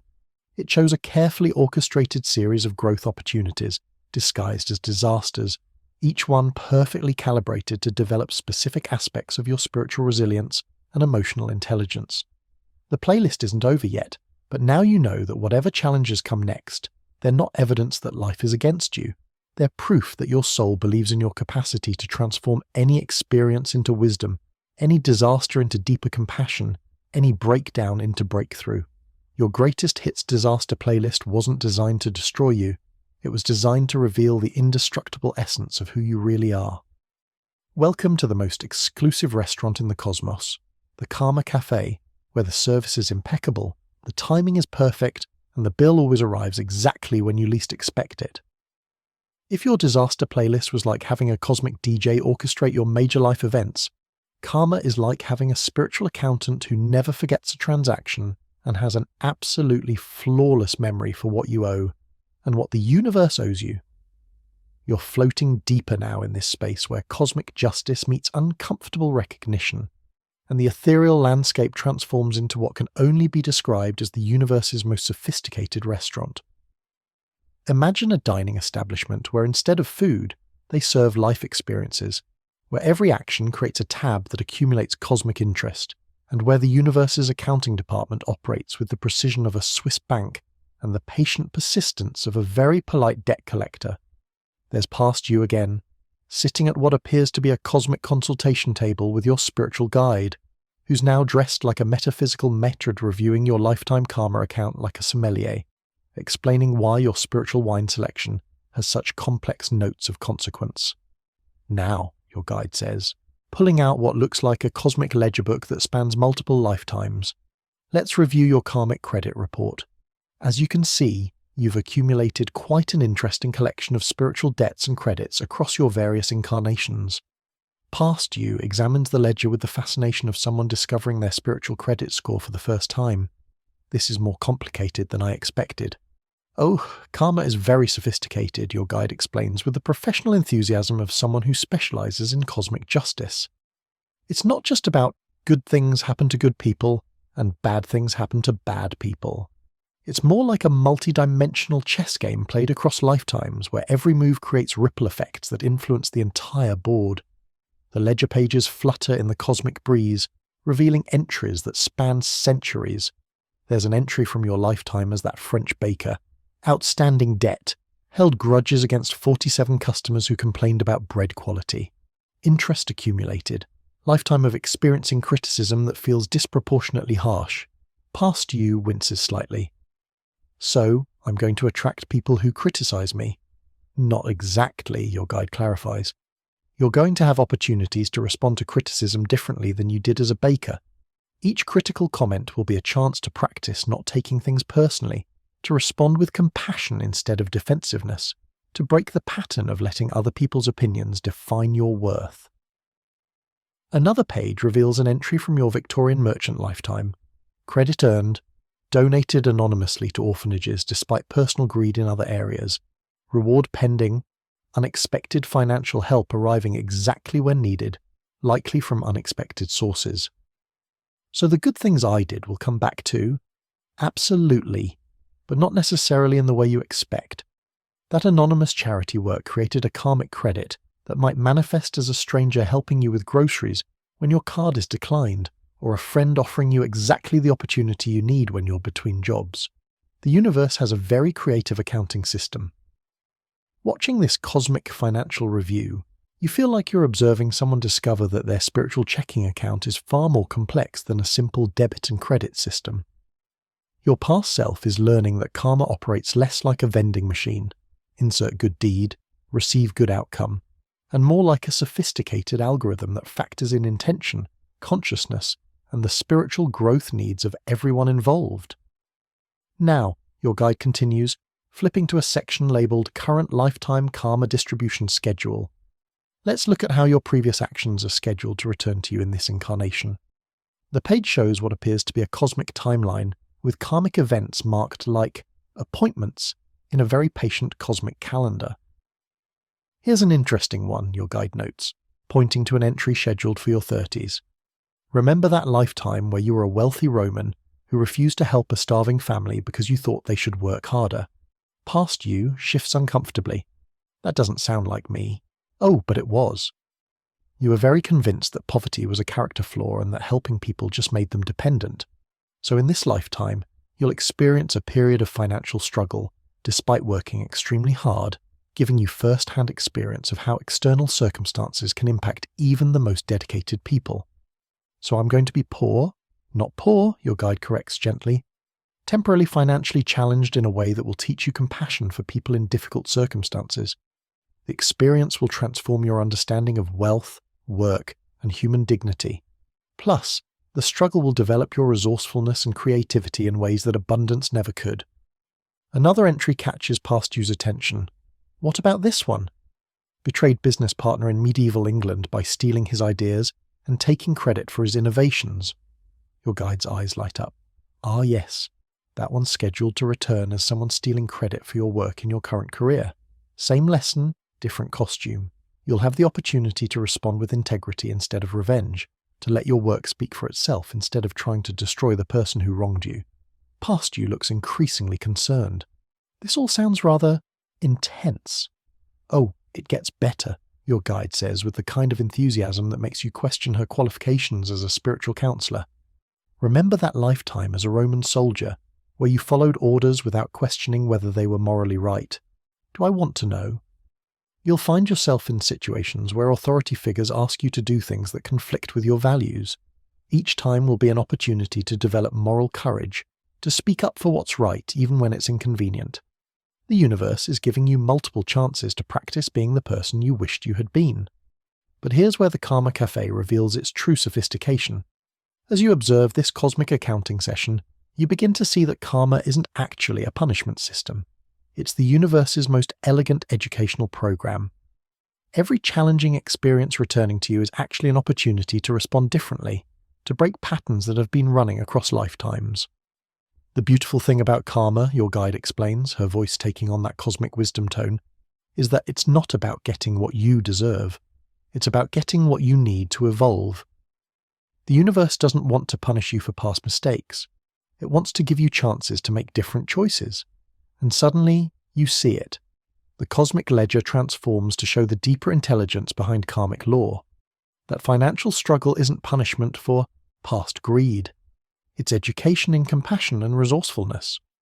The person who takes credit for your work isn't cosmic revenge. It's a test of your ability to maintain integrity without becoming bitter. The criticism you attract isn't because the universe wants you to suffer. It's because your soul needs practice in not deriving self-worth from external approval. Every karmic return is actually a cosmic gift disguised as a challenge, perfectly designed to help you develop qualities you couldn't cultivate any other way. Your guide pulls up another section of the ledger labeled Karmic Credits, good deeds returning with interest. The entries here are equally fascinating.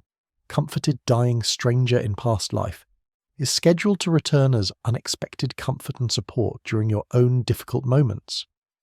Protected child from abuse despite personal risk will manifest as your own children being mysteriously protected from harm in ways you'll never know about. The positive karma is often invisible, your guide explains. You might never know that the car accident you narrowly avoided was because of kindness you showed someone 3 lifetimes ago. The right person appearing at the right moment with exactly what you need might be the universe's way of repaying compassion you showed when no one was watching. Even more fascinating are the entries labelled Karma Acceleration Options. In this lifetime, your guide notes, you've chosen to experience multiple lifetimes worth of karmic clearing in one incarnation. It's ambitious, but efficient. Like speed cleaning your cosmic closet. Is that why this life feels so intense? Past you asks. Exactly. You opted for the comprehensive karma resolution package. Instead of spreading these lessons across 5 lifetimes, you're processing them all now. It's more challenging, but it also means you'll graduate from this level of soul school much faster. The cosmic ledger shows how this lifetime is designed to clear karmic debts from at least 3 previous incarnations, while simultaneously creating positive karma for future lives, or potentially eliminating the need for future incarnations altogether. What about the people who hurt me in this lifetime? Past you asks. Are they paying karmic debts to me? Your guide's expression becomes infinitely compassionate. Sometimes, but more often, they're unconsciously playing roles that help you develop specific spiritual qualities. The person who breaks your heart might be helping you learn self-love. The boss who treats you unfairly might be teaching you to value yourself regardless of external validation. So they're not necessarily bad people. There are no bad people, your guide explains gently. There are just souls at different stages of awakening, all playing roles in each other's spiritual education. The person who hurts you might be working through their own karma, while unconsciously helping you work through yours. It's all interconnected. The karma cafe begins to fade around you, but the understanding deepens. You can see now that every challenging person and situation in your life isn't evidence of cosmic unfairness. It's proof of a justice system so sophisticated, so perfectly calibrated to everyone's spiritual growth, that it operates beyond human concepts of fairness. Your breathing becomes deeper, more accepting, as you realize that your current life challenges aren't random suffering. They're the precise return of energy you've put out across lifetimes, coming back in exactly the form needed for your evolution. Every difficulty is actually an opportunity to complete old patterns and create new, more conscious responses. In the gentle darkness of your room, your body settles more fully into rest, finally understanding that karma isn't punishment, it's education. The universe isn't trying to make you pay for past mistakes. It's giving you chances to make different choices, to respond with greater wisdom and compassion than you did before. Your karmic tab isn't a debt that will destroy you. It's a curriculum perfectly designed to help you graduate from patterns that have been limiting your growth across lifetimes. Every challenge is actually the universe's way of saying, I believe in your ability to choose differently this time. The Karma Cafe never closes, but its service is always perfectly timed. And the most beautiful part?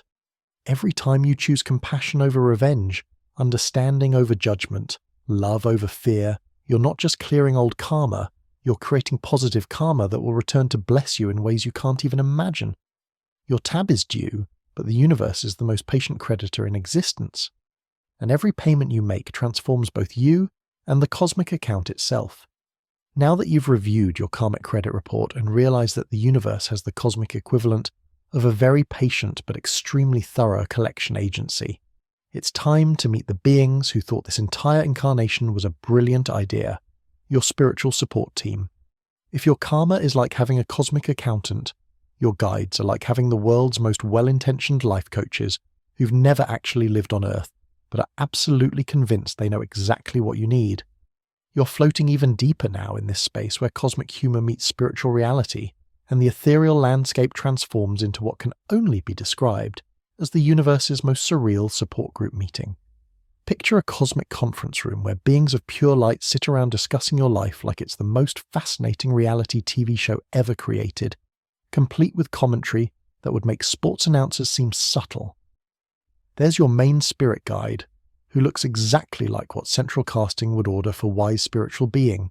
Flowing robes, eyes that have seen the birth and death of galaxies, and the kind of serene smile that suggests they find your human struggles adorable in the way adults find children's problems endearing. They're currently reviewing what appears to be your life progress report with the enthusiasm of a coach whose team is losing but who remains inexplicably optimistic. How's our human doing? Asks your guardian angel, who has the appearance of someone who's spent eternity in customer service for the universe and has maintained their cheerful demeanor through sheer cosmic professionalism. They're holding what looks like a celestial clipboard titled Earth Mission Status Update, Still Incarnated Progress Variable. Oh, wonderfully, your guide responds with the kind of enthusiasm usually reserved for people describing their grandchildren's finger paintings. Just yesterday they experienced a minor existential crisis about their career purpose while stuck in traffic. Perfect opportunity for inner reflection and questioning societal conditioning. Your guardian angel makes a note. Excellent. Any spiritual breakthroughs? Well, your guide says, consulting what appears to be a cosmic spreadsheet of your daily activities. They did have a moment of profound gratitude for their morning coffee, recognizing the interconnectedness of all beings involved in bringing that beverage to their cup. Brief, but significant. Watching this celestial progress meeting, you feel like you're observing a group of very well-meaning extraterrestrials trying to understand human life through the lens of pure spiritual theory. Your support team is analysing your existence with the scientific fascination of researchers studying a particularly complex experiment in consciousness. What about their relationships inquires what appears to be your higher self, who looks suspiciously like you but with better posture, and the kind of inner peace that comes from never having to worry about paying bills or explaining why you haven't called your mother recently. Your guide pulls up a holographic display of your recent romantic endeavours. Fascinating developments. They're finally starting to recognise patterns instead of just repeating them. Last week they actually noticed they were about to text their ex and chose not to. Remarkable progress in self-awareness and impulse control. Outstanding, exclaims another team member who appears to be your personal cheerleader in the cosmic dimension. Think life coach meets eternal optimist meets someone who's never experienced human hormones. And their spiritual practice. Well, your guide says with the diplomatic tone of someone trying to put a positive spin on disappointing statistics. They've been very consistent with their meditation practice, by which I mean they think about meditating every day, sometimes for several seconds at a time. The intention is definitely there. Your guardian angel nods approvingly. The intention is what matters. Plus, they did have that profound moment of presence while washing dishes last Tuesday. Brief transcendence of the ego mind, while scrubbing a particularly stubborn pot. The truly mind-boggling part is watching your support team celebrate your smallest spiritual victories with the kind of enthusiasm usually reserved for major athletic achievements. They're discussing your decision to take 3 deep breaths during a stressful meeting like you've just discovered enlightenment, and your moment of compassion for an annoying coworker like you've achieved sainthood. Oh, and remember last month when they chose not to engage in that argument on social media, your guide says, practically glowing with pride. Incredible demonstration of spiritual maturity and energy preservation. That was beautiful, your higher self agrees. They actually paused, considered whether the interaction would serve their highest good or anyone else's, and chose to scroll past. Textbook example of conscious living. Your cosmic cheerleader is taking notes with the excitement of someone documenting historic spiritual events. And they've been so much better about not taking other people's moods personally. Last week when their neighbour was grumpy, instead of assuming they'd done something wrong, they just sent loving thoughts and went about their day. But here's where your invisible support team reveals their most endearing characteristic. They're absolutely convinced that every mundane moment of your human existence is a profound spiritual teaching opportunity. They analyse your decision-making process with the kind of detailed attention usually reserved for studying the works of enlightened masters. The grocery store incident was particularly enlightening, your guide notes, referencing what appears to be a detailed report on your spiritual progress. When they couldn't find the item they needed, instead of getting frustrated, they practiced acceptance and found a suitable alternative. Wonderful lesson in non-attachment and adaptability. Your guardian angel practically beams. And notice how they've been treating their morning commute as a meditation opportunity rather than a source of stress. Well, most days. The Monday when they got cut off in traffic and had some choice words was, let's call it a temporary return to old patterns. Still progress, your cosmic cheerleader insists with unwavering optimism. They caught themselves mid-rant and actually laughed at their own reaction. Self-awareness with a sense of humour is advanced spiritual work. What's both touching and mildly embarrassing is realising that your support team has been celebrating every tiny moment of growth, every small choice toward consciousness, every brief victory over unconscious reactivity. They've been your cosmic fan club, cheering for developments that you probably didn't even notice were significant. Your higher self pulls up another display showing your energy patterns over time. Look at this beautiful evolution in their aura. See how the anxiety spikes are becoming less frequent and less intense, and notice this lovely golden thread of self-compassion that's been growing stronger each month. The shadow work they've been doing is particularly impressive, your guide adds. Last month, when they caught themselves judging someone, instead of getting defensive, they actually examined why that person's behaviour triggered them. Textbook inner work. Your guardian angel nods approvingly. And they've been so much better about boundaries. Remember how they used to say yes to everything out of guilt? Now they actually consider whether they have the energy and genuine desire to help. Healthy boundaries are enlightened self-care. But here's the most beautiful part of observing your cosmic support team in action. You realize they've never once judged you for your mistakes, your slow progress, or your tendency to forget everything spiritual the moment you're stressed. They've been like the world's most patient parents, celebrating every wobbly step forward and offering gentle course corrections when you wander off the path. The beautiful thing, your guide says with infinite tenderness, is that they're finally starting to understand that they're exactly where they need to be. The self-criticism is decreasing, the self-compassion is increasing, and they're beginning to see their life as a sacred journey, rather than a series of problems to solve. Your cosmic cheerleader pulls up what looks like a holographic progress chart showing your spiritual development over the past year. Look at this upward trajectory. Even when they think they're failing, they're actually integrating lessons at the soul level. Every challenge is making them more compassionate, more wise, more authentically themselves. And suddenly you see it. Your support team isn't just observing your progress. They're actively orchestrating synchronicities, sending signs, arranging coincidences that guide you toward your highest good. That book that fell off the shelf at exactly the right moment, your guides, the conversation you overheard that contained exactly the message you needed, your angels, the sudden intuition that led you to change your route and avoid that traffic jam, your higher self. We're always here, your guide says, their voice somehow reaching across dimensions to speak directly to your heart. Even when you can't feel our presence, even when you think you're alone in your struggles, we're surrounding you with love and support. Every prayer is heard, every request for help is answered, though not always in the way you expect. The cosmic conference room begins to fade, but the understanding deepens. Your support team isn't just cheering from the sidelines, they're actively participating in your growth, sending exactly the right experiences, people, and opportunities to help you evolve. Every challenge comes with invisible support, every difficulty arrives with built-in assistance. Your breathing becomes deeper, more connected, as you feel the presence of these loving beings who've been with you all along.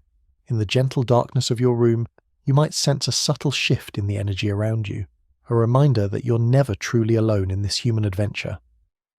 Your spiritual support team isn't laughing at your struggles, they're celebrating your courage in choosing to be human at all.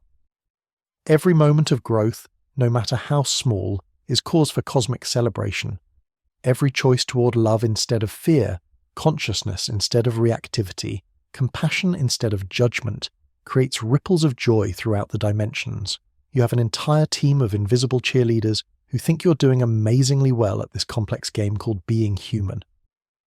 They see your true progress even when you can't. They celebrate your victories even when you don't recognize them as victories. And they love you unconditionally, even when you don't love yourself. The cosmic comedy isn't that you're struggling with human life. The cosmic comedy is that you have unlimited spiritual support available, and you keep thinking you have to figure everything out alone. Your support team is always ready to help. All you have to do is ask. Now that you've met your cosmic cheerleading squad, and realize they've been celebrating your ability to choose the correct checkout line at the grocery store as a major spiritual achievement, it's time to discuss the universe's most comprehensive performance evaluation, the life review. Think of it as the ultimate exit interview, except instead of your boss asking why you're leaving the company, the universe is asking how you used your time in the human experience, and there's absolutely no way to fake your way through it. You're floating deeper still in this space where cosmic truth meets existential reckoning, and the ethereal landscape transforms into what can only be described as the universe's most sophisticated movie theatre. Imagine a cosmic cinema where instead of popcorn and overpriced candy, they serve profound realizations and uncomfortable truths. And the feature presentation is every single moment of your life played back in stunning, high-definition spiritual clarity. There's future you, the version that exists after this lifetime ends, sitting in what appears to be a celestial screening room with your spiritual guides, who are now dressed like cosmic film critics preparing to review your life's performance with a kind of detailed analysis usually reserved for Oscar-nominated movies. All right, your main guide says, adjusting what looks like interdimensional 3D glasses. Welcome to your life review. This is where we examine every thought, word, and action from your recent incarnation, with particular attention to the emotional impact you had on yourself and others. Think of it as the universe's most thorough fact-checking process. Future. You look both excited and terrified, like someone who's about to watch a movie of themselves but knows they made some questionable acting choices. How does this work exactly? Your guide pulls up what appears to be a cosmic remote control with more buttons than a space shuttle dashboard. We'll experience your entire life chronologically, but from multiple perspectives. You'll feel not only what you felt in each moment, but also what everyone else felt as a result of your actions. It's like emotional virtual reality, but with consequences that span lifetimes. That sounds intense.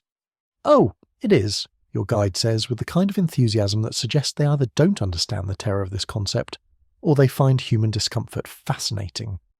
The beautiful thing about the life review is that it's not judgment, it's education. We're not here to condemn you for your mistakes. We're here to help you understand the full impact of your choices so you can make more conscious ones next time. The cosmic movie screen flickers to life, and suddenly you're watching your birth from every possible angle, your parents' overwhelming joy mixed with terror, the doctor's professional satisfaction, your soul's excitement about finally getting to try out that body you spent so long selecting. It's like watching the opening scene of the most emotionally complex movie ever made. Notice, your guide comments like a spiritual DVD commentary track, how your arrival immediately began affecting everyone around you. Your mother's instant transformation into fierce protector mode, your father's realization that his life would never be the same, even the nurse's moment of wonder at the miracle of new life. Every birth sends ripples through the universe. Future you is watching with the fascination of someone seeing their own origin story for the first time. I had no idea I was affecting people from the moment I existed. Oh, you were influencing people before you were even born. Your mother's pregnancy cravings, your father's panic attacks about becoming a parent, your grandmother's joy at the prospect of a grandchild. Your soul's energy was already reshaping everyone's experience. The movie continues, showing your childhood with the kind of detail that would make surveillance cameras seem amateur. Every tantrum, every moment of joy, every time you shared a toy or refused to share, played back with the emotional experience of everyone involved. Here's an interesting scene, your guide notes as the screen shows 5-year-old you refusing to let another child play with your favourite toy. Feel the disappointment and rejection that child experienced. Now feel your own fear of loss and possessiveness. See how both emotions were valid responses to the situation. Future. You winces as you experience both sides of the interaction simultaneously. That's uncomfortable. I can feel how hurt they were. Exactly. But notice, no judgment, just understanding. You weren't a bad child for being possessive. You were a human learning about attachment, sharing, and empathy. Every seemingly selfish moment was actually part of your education in what connection and generosity feel like. The really mind-bending part of the cosmic movie experience is watching your teenage years from the perspective of everyone you interacted with. That time you were rude to your mother, you feel both your adolescent frustration and her hurt confusion at how her sweet child had become someone who could be so cruel. That moment when you lied about where you were going, you experience your own fear of disappointing your parents and their worry when they sensed something wasn't right. The teenage years are particularly educational, your guide observes, as the screen shows you slamming doors and rolling your eyes with Olympic-level skill. Notice how your need for independence conflicted with your family's need for connection. Everyone was doing their best with the emotional tools they had available. But here's where the life review gets really interesting, and by interesting, I mean cosmically overwhelming in the best possible way. When the screen shows moments where you are kind, generous, or loving, you don't just feel your own good intentions, you feel the full impact of your compassion on everyone who received it. That time you helped an elderly person with their groceries, you experience not only your slight inconvenience and good feeling about helping, but also their profound gratitude, their restored faith in human kindness, and how your small gesture influenced them to be kinder to someone else later that day. This is beautiful, your guide says as the screen shows you comforting a friend who was crying. See how your willingness to simply listen created ripples of healing? Your friend felt less alone, gained the strength to handle their challenge, and later offered the same kind of presence to someone else who needed it. Future. You is practically glowing as you experience the positive impact of your actions. I had no idea that small moment meant so much to them. Most humans don't realize the profound impact of their everyday kindness, your guide explains. You think you're just being decent, but from this perspective you can see how every act of love contributes to the healing of the entire human collective. The movie continues through your adult years, showing your romantic relationships from all angles. That argument with your ex-partner plays back with both perspectives simultaneously. Your frustration at not being understood, their feeling of being criticized and rejected. But also the deeper undercurrents. Your shared love, your mutual fear of vulnerability, your unconscious patterns triggering each other's wounds. Relationships are the most complex part of the life review, your guide notes as you watch yourself navigate various partnerships. See how every conflict was actually both of your wounded inner children trying to get their needs met. No one was the villain. You were all just humans trying to love and be loved while carrying unhealed pain from the past. The career section of your life review is particularly illuminating. Every boss you thought was unreasonable, every co-worker you found annoying, every job that frustrated you, all shown from multiple perspectives. Your difficult boss was dealing with pressure from their superiors and trying to manage their own insecurities. That annoying co-worker was struggling with personal problems and using work as their only source of stability.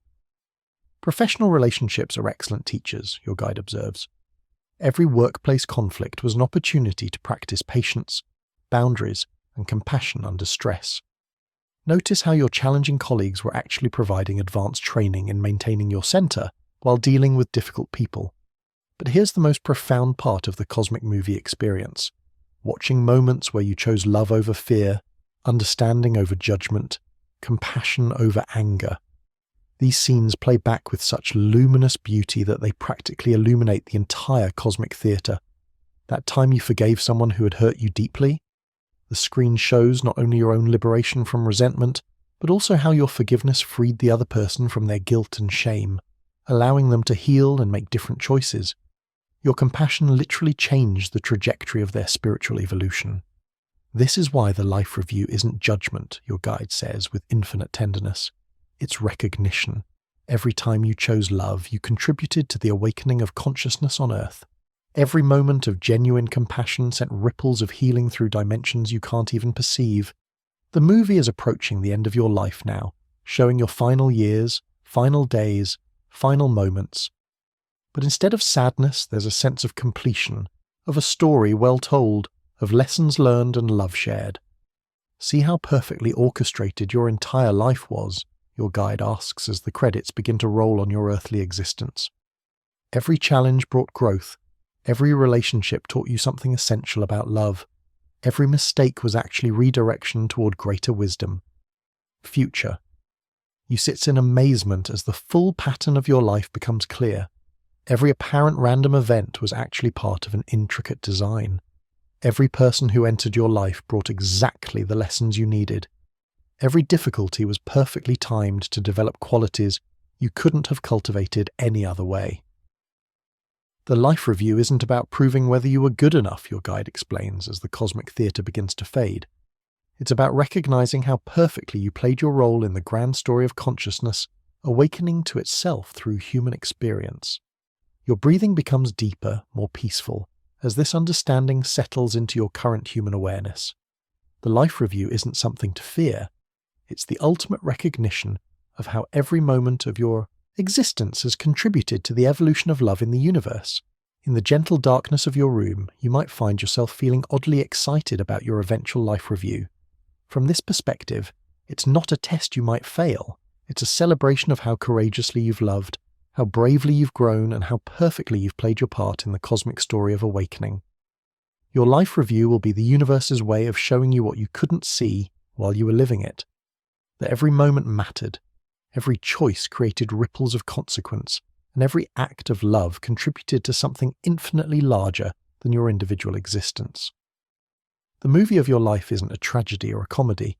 It's the most beautiful story ever told, and you're both the star and the audience, finally able to appreciate the masterpiece you've been creating all along, now that you've previewed your upcoming cosmic movie premiere and realized that your life review will be less Judgment Day and more appreciation ceremony for the most complex performance art piece ever created. It's time to address the universe's most confusing paradox, free will. If everything is pre-planned by your soul, then what's the point of making choices? It's like being handed a get-out-of-jail-free card that's been through the washing machine. Technically still valid, but nobody's quite sure how it works anymore.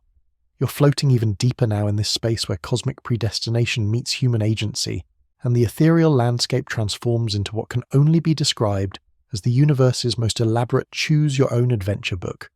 Imagine a cosmic library where every possible choice you could make branches off into infinite storylines, and somehow you're simultaneously the author, the protagonist, and the reader, trying to figure out which version of the story you're actually living. There's past you again, sitting at what appears to be a celestial planning session that looks like a cross between a corporate strategy meeting and a quantum physics experiment. Your spiritual guide is now dressed like a cosmic game designer, complete with holographic flowcharts showing every possible decision point in your upcoming incarnation. So, past you says, examining what looks like the most complex decision tree ever created. If I've already planned out all these major life events, what's the point of making choices when I'm down there? Your guide grins with the kind of excitement usually reserved for people explaining their favourite paradox. Ah, this is the beautiful complexity of free will within destiny. Think of it like this. You've written the basic plot outline of your story, but you get to improvise all the dialogue and determine how each scene actually plays out. Past you looks puzzled. So I have choice, but within limits? Exactly. It's like signing up to climb a specific mountain. The destination is predetermined, but you get to choose which path to take, how fast to go, whether to help other climbers along the way, and what kind of attitude you bring to the journey. The mountain stays the same, but your experience of climbing it is entirely up to you. Watching this cosmic planning session, you feel like you're observing someone try to understand a board game where the rules are written in quantum mechanics, and the board keeps reshaping itself based on the player's thoughts. Your past self is grappling with the mind-bending concept that destiny and choice can coexist in the same reality. Let me give you a concrete example, your guide says, pulling up what appears to be a holographic simulation of your future life. You've planned to meet your soulmate at age 32. That meeting is written in the cosmic code. It's going to happen. But how you prepare for that meeting, how open your heart is when it occurs, whether you recognize the connection immediately or take 3 years to figure it out, and how you navigate the relationship afterward, all of that is entirely up to your free will choices. Past you nods slowly. So the major milestones are fixed, but everything in between is flexible? Not quite, your guide clarifies with the patience of someone explaining calculus to a golden retriever. The milestones themselves can shift based on your choices. If you spend your 20s building walls around your heart, that soulmate meeting might get pushed to age 40. If you do extensive inner work and open to love earlier, it might happen at 28. The universe is constantly recalibrating based on your free will decisions. Your guide pulls up another display showing what looks like a cosmic GPS system with multiple route options. Think of it like navigation software for your soul. The destination is programmed in, but the GPS continuously updates the route based on traffic conditions, road closures, and whether you decide to stop for cosmic coffee along the way. But here's where the free will paradox gets really interesting, and by interesting, I mean cosmically hilarious in a way that would make quantum physicists question their life choices. Your guide shows past you a timeline of potential futures that branches and merges like a river delta, designed by someone with attention deficit disorder. Every choice creates ripple effects, your guide explains, pointing to the ever-shifting pathways. If you choose compassion over anger in one moment, it affects not only your own timeline, but also the timelines of everyone you interact with. Their changed trajectories then affect other people's choices, creating a cascade of altered possibilities that can reshape entire sections of your pre-planned life. Past you looks increasingly overwhelmed. So my choices affect everyone else's destinies too? Absolutely. This is why free will is so powerful. You're not just making decisions for yourself, you're co-creating reality with every other consciousness on the planet. It's like a cosmic improvisational theatre, where everyone is simultaneously following a script and making it up as they go along. The truly mind-bending part is watching your guide demonstrate how your soul's pre-planned curriculum interacts with your human free will choices. It's like watching someone play a video game where the basic storyline is fixed, but every dialogue choice and side quest can completely alter how the story unfolds. Here's a crucial lesson you chose to learn, your guide says, highlighting a section of your cosmic curriculum labeled self-worth through external validation versus internal recognition. The universe will provide multiple opportunities to explore this theme, but whether you learn it through romantic relationships, career challenges, creative pursuits, or family dynamics depends entirely on your free will choices. Past you examines the various learning pathways. So if I choose to ignore the lesson when it shows up in relationships, it'll appear in my career instead. Exactly. The universe is incredibly creative about curriculum delivery. If you refuse to learn about boundaries through romantic partners, you'll attract a boss who tests your limits. If you won't explore self-worth through creative expression, you'll find yourself in situations that challenge your sense of value in other ways. Your guide pulls up what appears to be a cosmic flowchart titled Free Will Navigation System for Stubborn Souls. The beauty is that your higher self and your human self are always in communication, even when your conscious mind doesn't realize it. Those gut feelings, sudden inspirations, and inexplicable urges to take different actions, that's your soul trying to nudge your free will choices toward optimal learning opportunities. But here's the most fascinating part of this cosmic choose-your-own-adventure story. Your guide explains that some of your most important free will choices happen in the tiny moments between stimulus and response. The split second between someone cutting you off in traffic and your reaction. The pause between hearing criticism and choosing how to internalize it. The moment between feeling hurt and deciding whether to respond with love or retaliation. These microsecond choices, your guide says with the reverence usually reserved for discussing sacred texts, are where your free will has the most power to transform your entire life experience. You can't control what happens to you, but you have complete sovereignty over how you respond to what happens to you. Your guide demonstrates this with a holographic replay of potential responses to the same challenging situation. In one timeline, you react with anger and create years of resentment and conflict.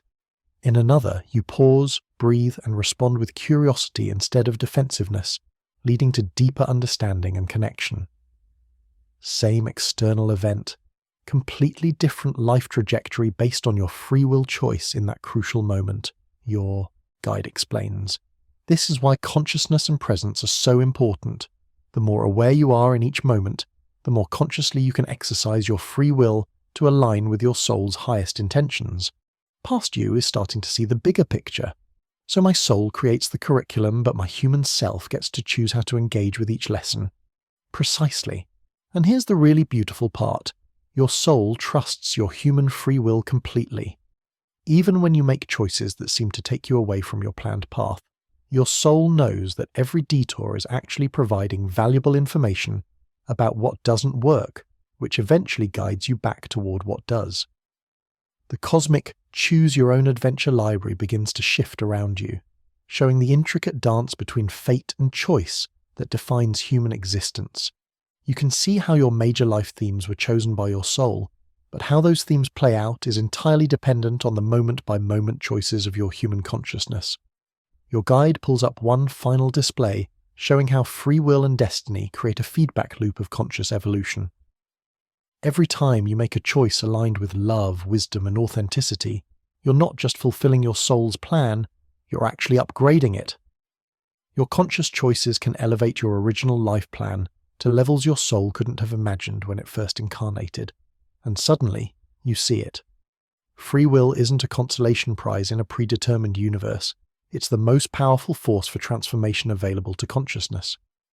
Your ability to choose how you respond to each moment is what turns your soul's rough draft into a masterpiece of conscious evolution.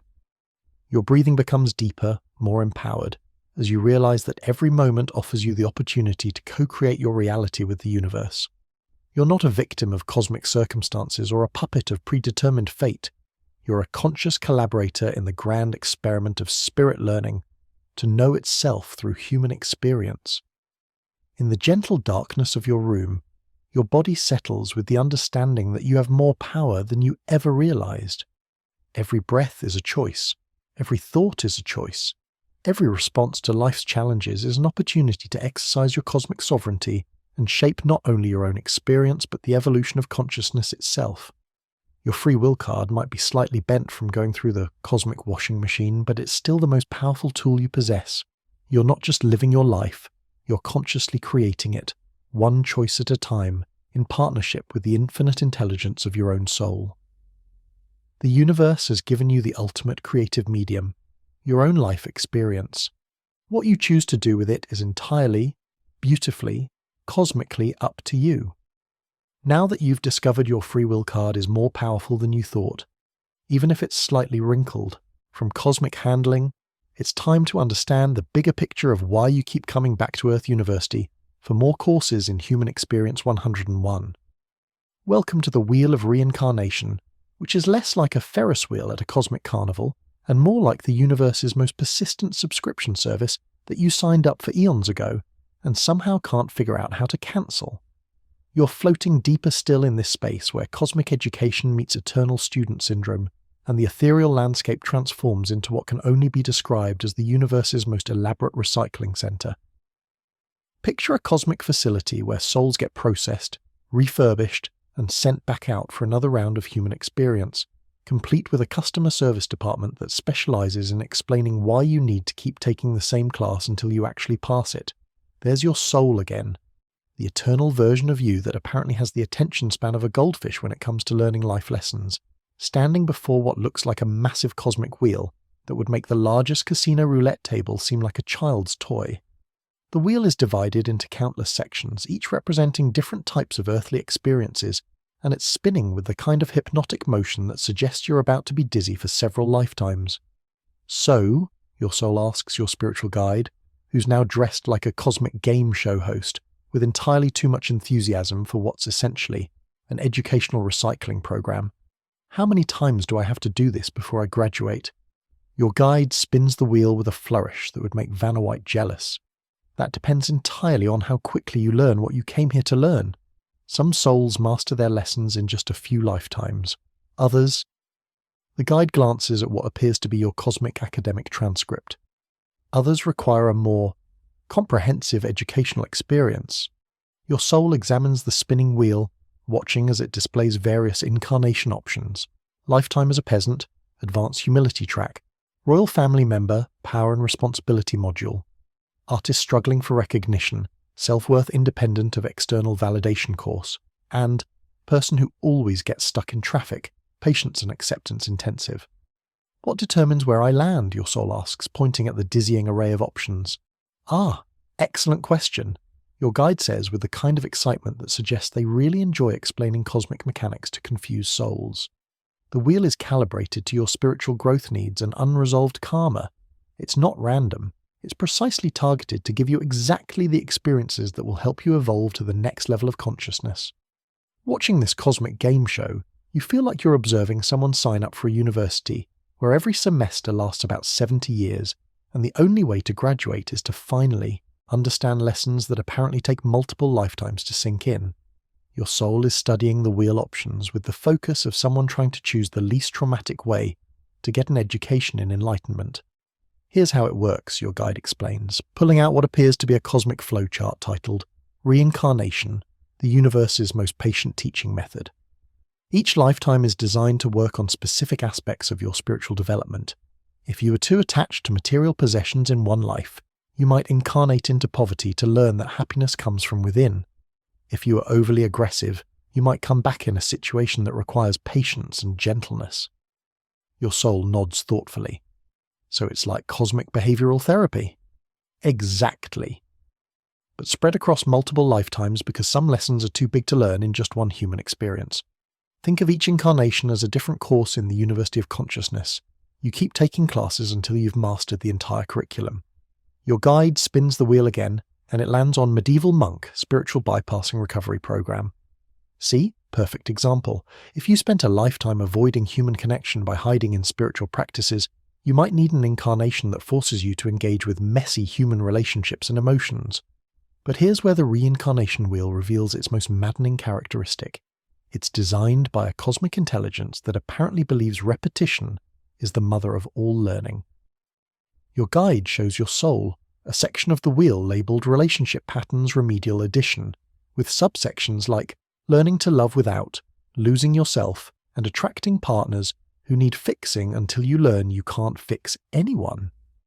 Why do I keep ending up in similar relationship dynamics, your soul asks, pointing at what appears to be a cosmic pattern recognition chart. Because, your guide says with infinite patience, you keep trying to solve the same spiritual equation using the same unsuccessful methods. The universe will keep presenting you with variations of the same lesson until you finally develop new tools for handling it. Your guide demonstrates this with a holographic replay of your various lifetimes, showing how you've been working on the same core issues across centuries. In ancient Rome, you struggled with authority and power. In medieval England, you dealt with authority figures who abused their power. In Victorian times, you were the authority figure learning not to abuse power. In your current life, you're still working on healthy relationships with authority, both being it and responding to it. It's like spiritual Groundhog Day, your soul observes, with what appears to be cosmic exhaustion. Exactly. But each time around, you bring a little more wisdom, a little more consciousness, a little more capacity to handle the challenge differently. You're not repeating the experience. You're refining your response to it. The truly mind-boggling part is watching your guide explain how the wheel of reincarnation is calibrated not just to your individual learning needs, but to the collective evolution of human consciousness. You're not just working on your own spiritual development. You're participating in the awakening of the entire species. Every lifetime, your guide explains with reverence, you're not just evolving your own soul, you're contributing to the collective learning of humanity. The compassion you develop, the wisdom you gain, the love you learn to embody, all of it becomes part of the morphic field of human consciousness that helps everyone else evolve too. Your soul examines another section of the wheel labelled Service Incarnations, with options like Healer in Times of Crisis, Teacher During Dark Ages, and Person Who Shows Others it's okay to be different. So some lifetimes are specifically about helping others. Absolutely. Advanced souls often choose challenging incarnations not for their own learning, but to serve as examples, teachers, or healers for others.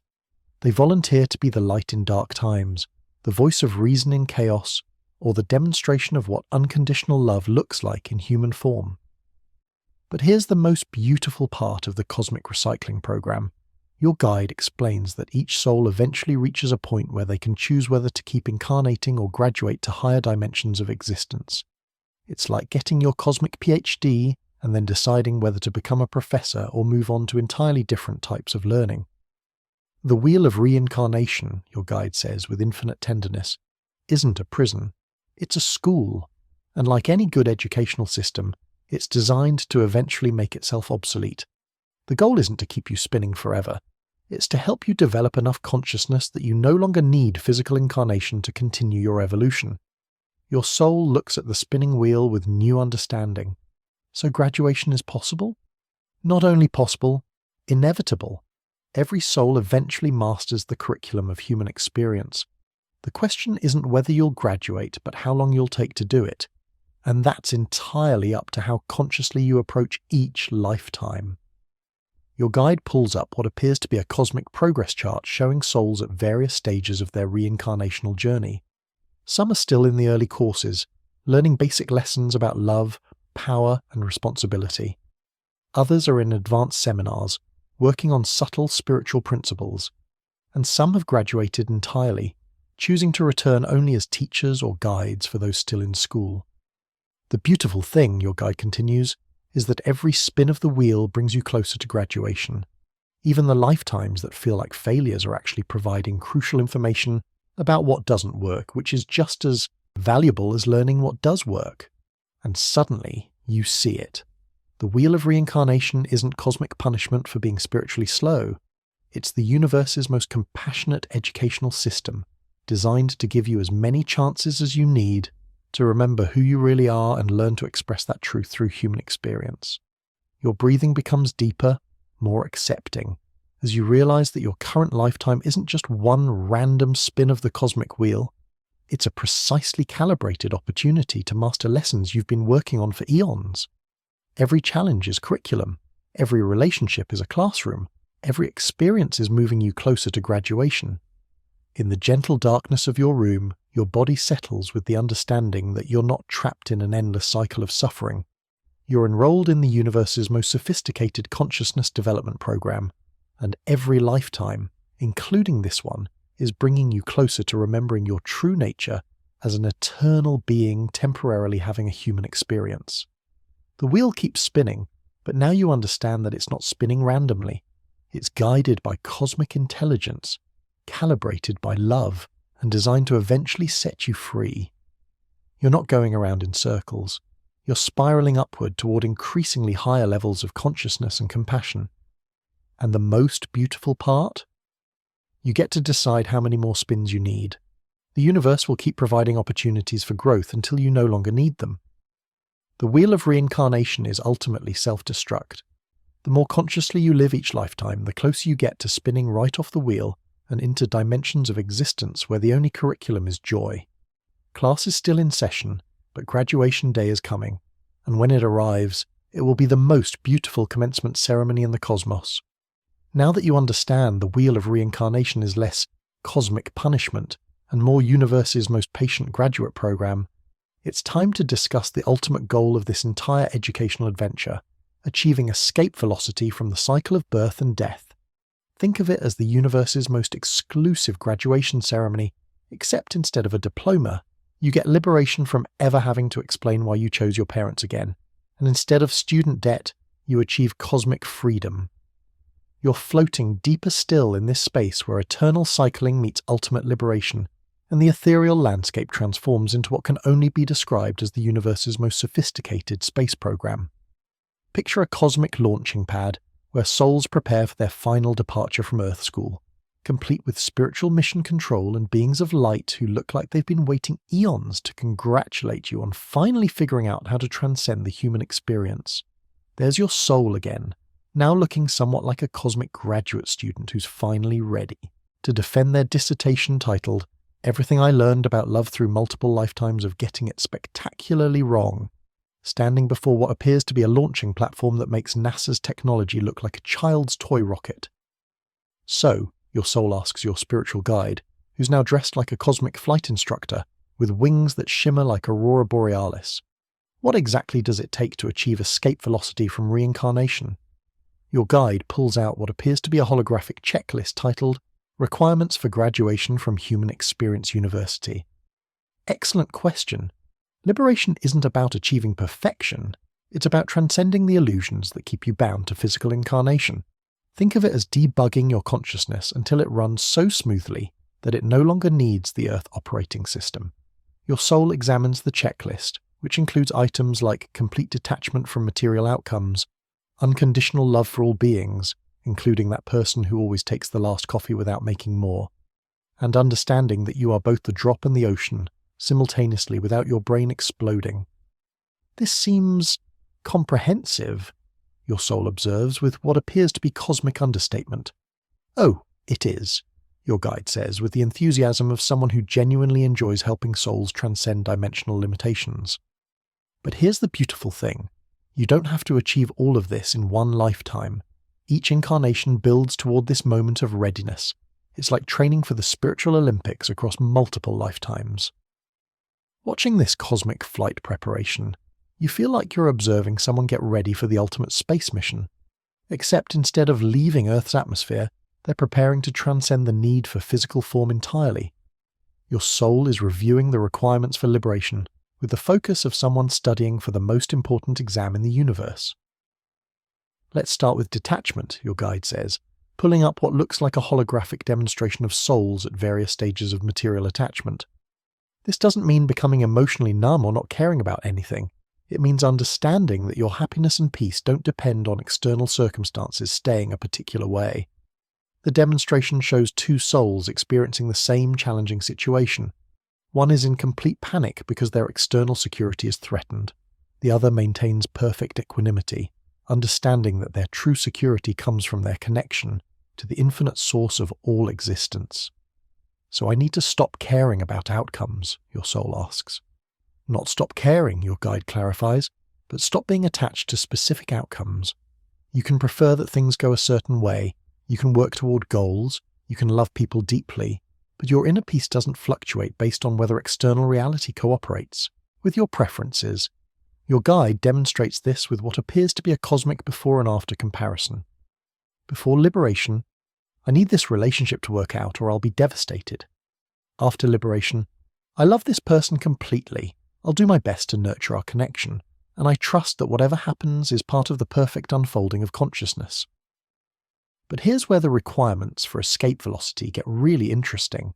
And, by interesting, I mean cosmically challenging in ways that make your current life problems seem like kindergarten homework. Your guide explains that true liberation requires something called unconditional love for all beings, which apparently includes everyone who's ever annoyed you, betrayed you, or posted political opinions on social media that made you question humanity's future. This is the advanced curriculum, your guide says, pulling up what looks like a cosmic empathy training program. You must develop the capacity to see the divine spark in every being, even when they are expressing it in the most unconscious ways possible. The holographic display shows various challenging scenarios: loving the person who cut you off in traffic, feeling compassion for the politician whose policies you despise, maintaining an open heart toward the family member who always pushes your buttons. It's like a spiritual obstacle course designed by someone who really understands what triggers human judgment. But what about people who do genuinely harmful things, your soul asks, pointing to some particularly challenging examples in the display. This is where it gets sophisticated, your guide explains with the patience of someone who's had this conversation with countless graduating souls. Unconditional love doesn't mean condoning harmful behavior or failing to establish boundaries. It means understanding that even the most unconscious actions come from beings who are ultimately expressions of the same divine consciousness you are. They're just really, really lost right now. Your guide shows a demonstration of liberated consciousness responding to harmful behavior. You can love someone's essential divine nature while completely disagreeing with their actions. You can feel compassion for their spiritual confusion while still protecting yourself and others from their unconscious choices. Love doesn't equal doormat. The truly mind-bending requirement for escape velocity is something your guide calls transcending the illusion of separation. This apparently means understanding at the cellular level that you are simultaneously an individual expression of consciousness and the entire universe experiencing itself subjectively through your particular perspective. This one tends to make people's brains hurt, your guide admits, pulling up what looks like a cosmic diagram of consciousness that would make quantum physicists weep with confusion. You must realize that the boundary between you and everything else is like the boundary between one wave and the ocean, useful for navigation but ultimately illusory. Your soul stares at the diagram with the expression of someone trying to understand how they can be both a drop of water and the entire ocean simultaneously. So I'm me, but I'm also everything? Exactly! You're a unique individual expression with your own personality, preferences, and perspective, but you're also the same consciousness that's expressing itself as every other being, every star, every grain of sand, and every moment of existence. Getting comfortable with this paradox is graduation requirement number 1. Your guide demonstrates this with what appears to be a cosmic virtual reality experience where your soul temporarily experiences existence from multiple perspectives simultaneously, feeling what it's like to be a tree, a distant star, another person, and the space between atoms all at the same time. The ego mind can't grasp this intellectually, your guide explains, as your soul recovers from what looks like cosmic perspective overload. But the heart can know it directly. Liberation happens when you shift from thinking about oneness to actually experiencing it as your natural state. But here's the most beautiful part of achieving escape velocity. Your guide explains that liberation isn't actually escape from the physical world. It's freedom from being compulsively bound to it. Liberated souls can choose whether to incarnate or not, and if they do choose physical form, they do so from a place of service rather than need. Look at beings like Buddha, Jesus, Gandhi, your guide says, showing holographic examples of liberated consciousness in human form. They achieved escape velocity, but chose to remain engaged with physical reality in order to help other souls find their way to freedom. They're like cosmic lifeguards who've learned to swim perfectly, but stay in the water to help others who are still learning. Your soul examines these examples with new understanding. So liberation isn't about leaving the world behind. Not necessarily, your guide explains. It's about transcending the need for the world to be different than it is in order for you to be at peace. Once you're truly free from attachment to outcomes, you can engage with physical reality more fully and effectively than ever before, because you're not limited by fear, judgment, or the need to protect a small sense of self. Your guide pulls up what appears to be a cosmic comparison chart showing the difference between bound and liberated consciousness in action. The bound soul is constantly reactive, defensive, seeking validation, and trying to control outcomes. The liberated soul is responsive rather than reactive, creative rather than defensive, internally validated and focused on service rather than self-protection. Liberation, your guide says with infinite tenderness, isn't about achieving some elevated state that's separate from ordinary human experience. It's about bringing such complete consciousness to ordinary human experience that it becomes extraordinary. Every moment becomes a miracle when you're no longer lost in the illusion of separation. And suddenly, you see it. Escape velocity isn't about leaving your humanity behind.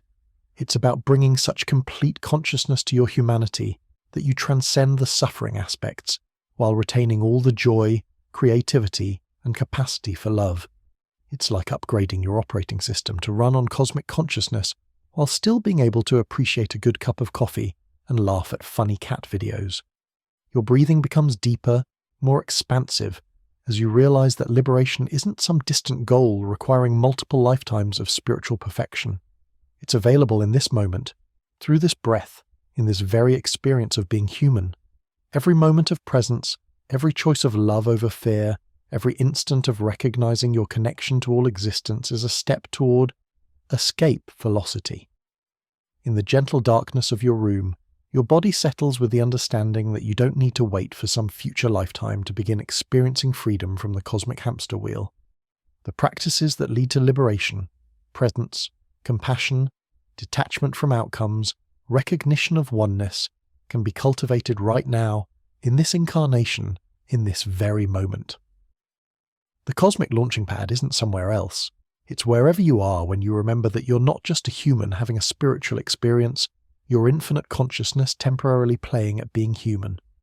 Escape velocity isn't achieved through effort and striving. It's realized through relaxing into the truth of what you've always been. The hamster wheel stops being a wheel the moment you remember you're not the hamster.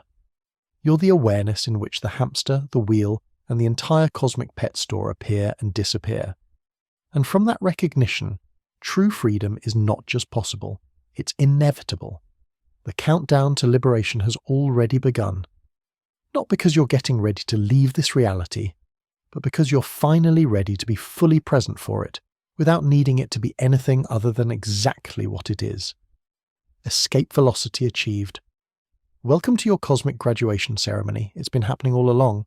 Now that you've learned about achieving escape velocity and realized that liberation is less about escaping Earth and more about finally reading the instruction manual for being human, it's time to discuss the practical steps for implementing what your soul knew all along, but somehow forgot to leave in your conscious mind's inbox. Welcome to the Awakening Protocol.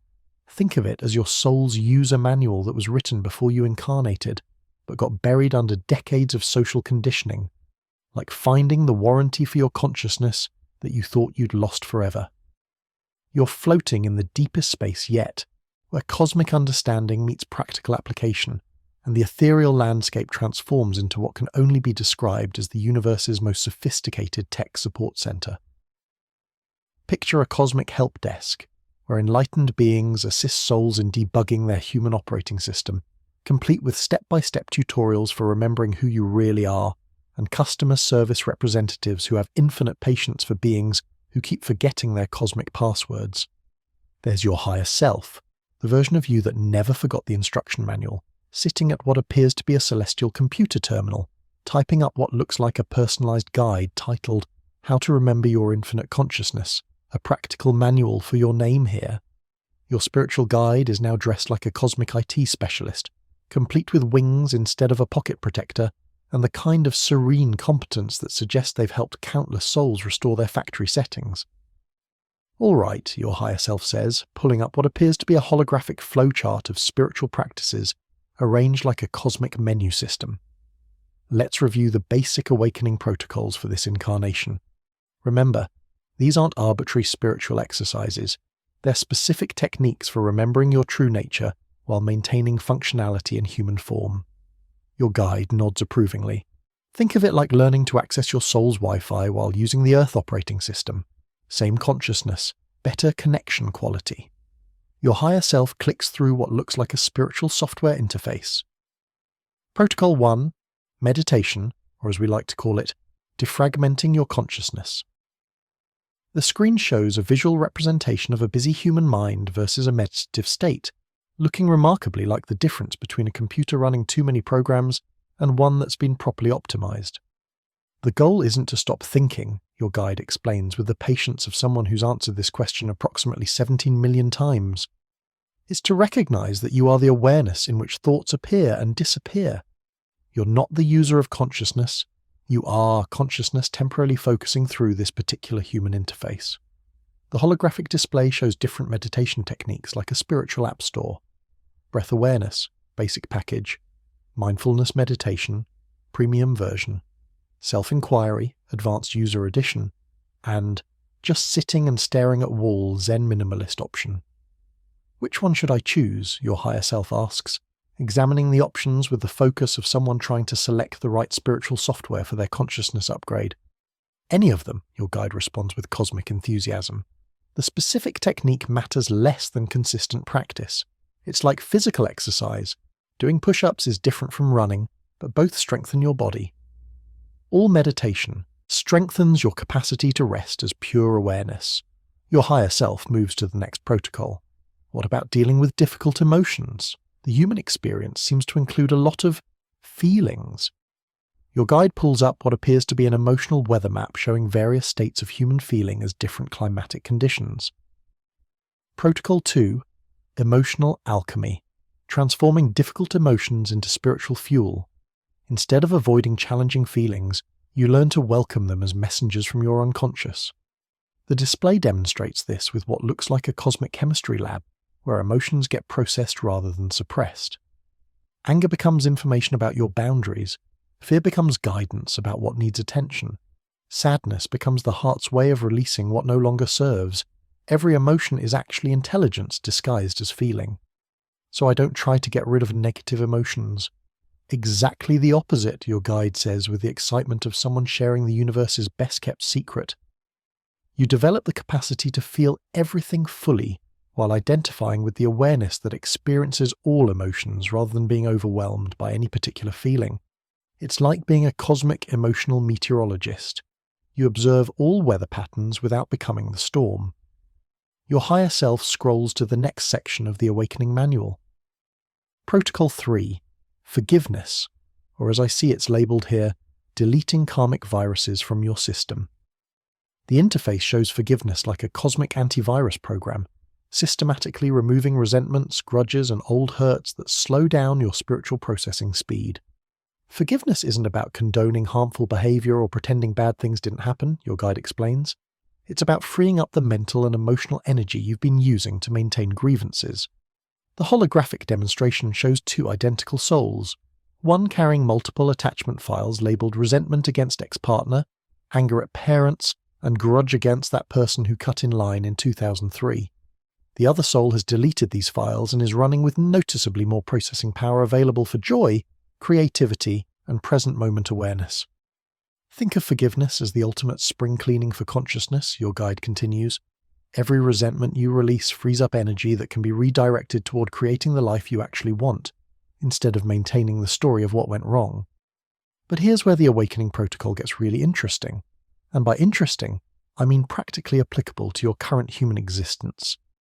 Your higher self discovers that the manual includes specific instructions for something called advanced spiritual integration while paying bills and doing laundry. Protocol 4. Presence in ordinary activities, your guide explains, showing holographic examples of enlightened beings grocery shopping, commuting to work, and having awkward conversations with relatives. Awakening isn't about transcending daily life. It's about bringing such complete consciousness to daily life that ordinary activities become extraordinary. The display shows two versions of the same person washing dishes. One is mentally elsewhere, frustrated by the mundane task, treating it as an obstacle to more important activities. The other is completely present, finding the simple joy of warm water, soap bubbles, and the meditation of repetitive motion. Same activity, completely different experience. So enlightenment is compatible with regular human activities, your higher self asks with what appears to be cosmic relief. Not only compatible, enhanced by them, your guide responds. The most profound spiritual realizations often happen during the most ordinary moments. Washing dishes becomes a meditation. Stuck in traffic becomes an opportunity to practice patience. Difficult conversations become chances to embody compassion. Your entire life becomes your spiritual practice. Your higher self scrolls to what appears to be the advanced section of the manual. Protocol 5, Service to Others, or as it's labelled here, Advanced Spiritual Networking. The interface shows how serving others isn't just altruism. It's the fastest way to transcend the small sense of separate self that keeps you feeling isolated and limited. When you're focused on how you can help others, you naturally stop obsessing about your own problems, your guide explains, showing a demonstration of consciousness expanding beyond personal concerns. Service is like spiritual CrossFit. It strengthens your capacity to think beyond yourself, while simultaneously solving the very problems you were worried about. The holographic display shows various forms of service, from obvious ones like volunteering and helping friends, to subtle ones like bringing positive energy to every interaction, listening with genuine presence, and choosing kindness even when you don't feel like it. But what if I don't feel qualified to help others, your higher self asks? What if I'm still figuring out my own life? Perfect, your guide says with cosmic enthusiasm. The wounded healer is often the most effective healer. Your own struggles give you genuine empathy for others facing similar challenges. You don't have to have everything figured out to offer presence, kindness, and the reminder that no one is alone in their struggles. Your higher self reaches the final protocol in the manual. Protocol 6, Self-Compassion, treating yourself with the same kindness you'd offer your best friend. The interface shows this as the foundational operating system that all other protocols run on. This might be the most challenging protocol for humans, your guide admits, pulling up statistics showing that most people are far harsher with themselves than they would ever be with others. But it's also the most essential. You can't genuinely love others beyond your capacity to love yourself. Self-compassion isn't self-indulgence, it's the prerequisite for authentic spiritual development. The demonstration shows how self-criticism creates a feedback loop of shame and resistance that actually prevents growth, while self-compassion creates the safety needed for genuine transformation. It's like the difference between trying to learn while someone is yelling at you versus learning in an environment of patient encouragement. The awakening protocols, your guide says as the cosmic tech support interface begins to fade, aren't just spiritual practices, they're remembering techniques. You're not learning something new, you're recalling what you've always known but temporarily forgot during the process of becoming human. And suddenly, you see it. The Awakening Manual isn't a list of things you need to acquire or achieve. It's a set of practices for removing the obstacles to recognizing what's already here. Every protocol is designed to clear away the conditioning that covers your natural state of awareness, compassion, and connection. Your breathing becomes deeper, more integrated, as you realize that you already have everything you need for awakening. The protocols aren't about becoming someone else. They're about becoming more authentically yourself. Every practice is simply a way of returning to the consciousness you were before you learned to identify with thoughts, emotions, and the stories about who you're supposed to be. In the gentle darkness of your room, your body settles with the understanding that spiritual awakening isn't a destination you arrive at. It's a way of being you can access right now. Every breath is an opportunity to practice presence. Every interaction is a chance to embody compassion. Every moment is an invitation to remember that you are the awareness in which all experience appears. The awakening protocol isn't complicated. It's just consistently choosing consciousness over unconsciousness, presence over distraction, love over fear. It's as simple as remembering to remember, and as profound as recognizing that what you've been seeking has been what you are all along. Your soul's user manual was never lost. It's been running in the background this entire time, waiting for you to remember to check your spiritual inbox. The protocols are installed, the connection is available. All you have to do is choose to access what's already there. Welcome to conscious living. Your soul has been waiting for this moment for lifetimes. And here we are, dear cosmic adventurer, at the end of our journey through the magnificent absurdity of your soul's pre-incarnation planning committee meeting. You've discovered that your life wasn't a series of random cosmic accidents, but rather the most elaborate spiritual curriculum ever designed. Like a university course catalogue written by enlightened beings who apparently think that the best way to learn about love is to experience every possible way to get it hilariously wrong first. You're floating now in the deepest, most peaceful space you've encountered, where cosmic understanding meets the gentle embrace of rest.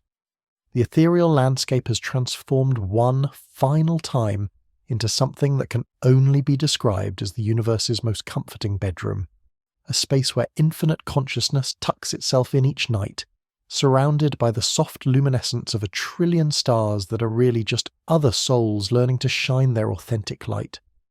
Your breathing has become so natural, so rhythmic, that it feels like the gentle pulse of the cosmos itself. Each inhale draws in starlight and possibility. Each exhale releases any remaining tension about the complex perfection of your chosen life experience. You're no longer floating between dimensions. You're simply resting in the awareness that has always been your true home. The journey you've taken tonight through your soul's planning session has been like watching the universe's most elaborate surprise party being organized. Accept the surprises for your human self, and the party is the recognition that every challenge, every relationship, every moment of confusion and growth has been an expression of the deepest love possible. Your soul didn't choose difficulty because it's cosmic masochist. It chose growth because it loves you enough to help you remember who you really are. Take a moment to let that settle into your bones, into your heart, into the very cells of the body that your soul selected with such care. This physical form that sometimes aches, that gets tired, that doesn't always cooperate with your plans, this body is not your burden. It's your soul's most sophisticated spiritual technology, perfectly calibrated for the specific lessons and experiences that will help you evolve. Your family, with all their beautiful dysfunction and perfectly imperfect love, they're not cosmic punishment for some unknown crime. They're souls who love you enough to play the challenging roles in your spiritual education, agreeing before birth to trigger your growth through the intimate dance of relationship. Every difficult conversation was curriculum. Every moment of feeling misunderstood was an opportunity to develop inner validation. Those romantic partners who broke your heart, who couldn't love you the way you needed, who taught you about yourself through the painful gift of disappointment, they weren't mistakes or evidence of your poor judgment. They were master teachers disguised as lovers, perfectly designed to show you what wasn't authentic so you could eventually recognize what is. The career struggles, financial challenges, health scares, and dreams that died spectacular public deaths. None of these were evidence that the universe had abandoned you or that you were failing at life. They were all carefully timed opportunities to develop qualities that can only be forged in the fire of challenge. Resilience, creativity, trust, and the kind of inner strength that doesn't depend on external circumstances. Feel your body sinking deeper into rest now, finally understanding that you haven't been randomly suffering through life. You've been consciously participating in the most sophisticated spiritual development program ever created. Every difficult experience was actually your soul's way of saying, I believe in you. I know you're strong enough to handle this and wise enough to learn from it. Your spiritual support team, those invisible cheerleaders who've been celebrating your ability to choose patience in traffic jams and find gratitude for morning coffee, they're still here, surrounding you with love that has no conditions, no requirements, no performance metrics. They see your progress even when you can't. They understand your growth even when you feel stuck. They love you, not because you're perfect, but because perfection was never the point. The karmic debts and credits you've accumulated across lifetimes aren't evidence of a cosmic accounting system designed to punish you. They're opportunities to practice responding to life's challenges with increasing consciousness, compassion, and wisdom. Every payment on your karmic tab is actually the universe giving you another chance to choose love over fear, understanding over judgment, growth over stagnation. Your free will, that slightly bent cosmic card that gives you sovereignty over your responses even within the framework of destiny, is still the most powerful tool in your spiritual toolkit. Right now, in this moment of gentle rest, you can choose to let this understanding settle into your consciousness. You can choose to see your life story as the cosmic masterpiece it actually is. The wheel of reincarnation that has carried you through countless lifetimes isn't a prison. It's been your chariot, bringing you exactly the experiences needed to remember that you're not just a human having a spiritual experience, but infinite consciousness temporarily playing at being human.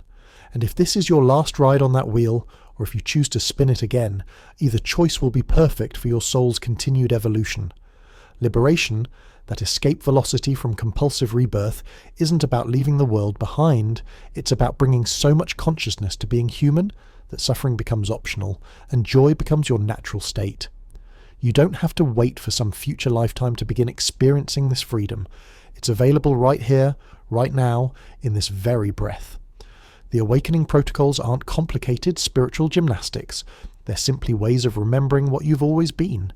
Pure awareness temporarily focused through this particular human experience. Every moment of presence, every choice of compassion, every instant of recognizing your connection to all existence is a homecoming to your true nature. Your body is becoming so relaxed now, so completely at peace. Because finally, the cosmic joke makes sense. You've been seeking everywhere for the very thing you've always been. You've been trying to become what you already are. You've been looking for home while never having left it for even an instant. The gentle darkness of your room is no longer just the absence of light. It's the presence of infinite possibility. The womb of cosmic consciousness from which all experiences are born and to which they all return. In this darkness, you are not alone, separate, or abandoned. You're held by the same love that birthed galaxies and painted auroras across alien skies. Let your eyes grow heavy now, knowing that as you drift towards sleep, you're not losing consciousness. You're returning to the source consciousness from which your individual awareness temporarily emerges each morning. Sleep is not unconsciousness. It's reunion with the vast intelligence that dreams your life into existence moment by moment. In your dreams tonight, you might remember more of your pre-birth planning session. You might receive guidance about how to navigate tomorrow's challenges with greater grace. You might experience the profound joy your soul felt when it chose this particular adventure in human consciousness. Or you might simply rest in the peace that comes from finally understanding that your life has always made perfect sense from the cosmic perspective. Every breath you take now is a choice to trust the process, to honor the curriculum, to appreciate the magnificent complexity of being both human and divine simultaneously. You're not a spiritual seeker who occasionally has human experiences. You are a spiritual being choosing to have a completely human experience for the pure joy of remembering who you are through the vehicle of temporary forgetfulness. The cosmic comedy isn't that your life has been difficult or confusing or beautifully imperfect. The cosmic comedy is that you are the punchline to the universe's favorite joke. What do you get when infinite consciousness pretends to be a human who's forgotten their infinite consciousness?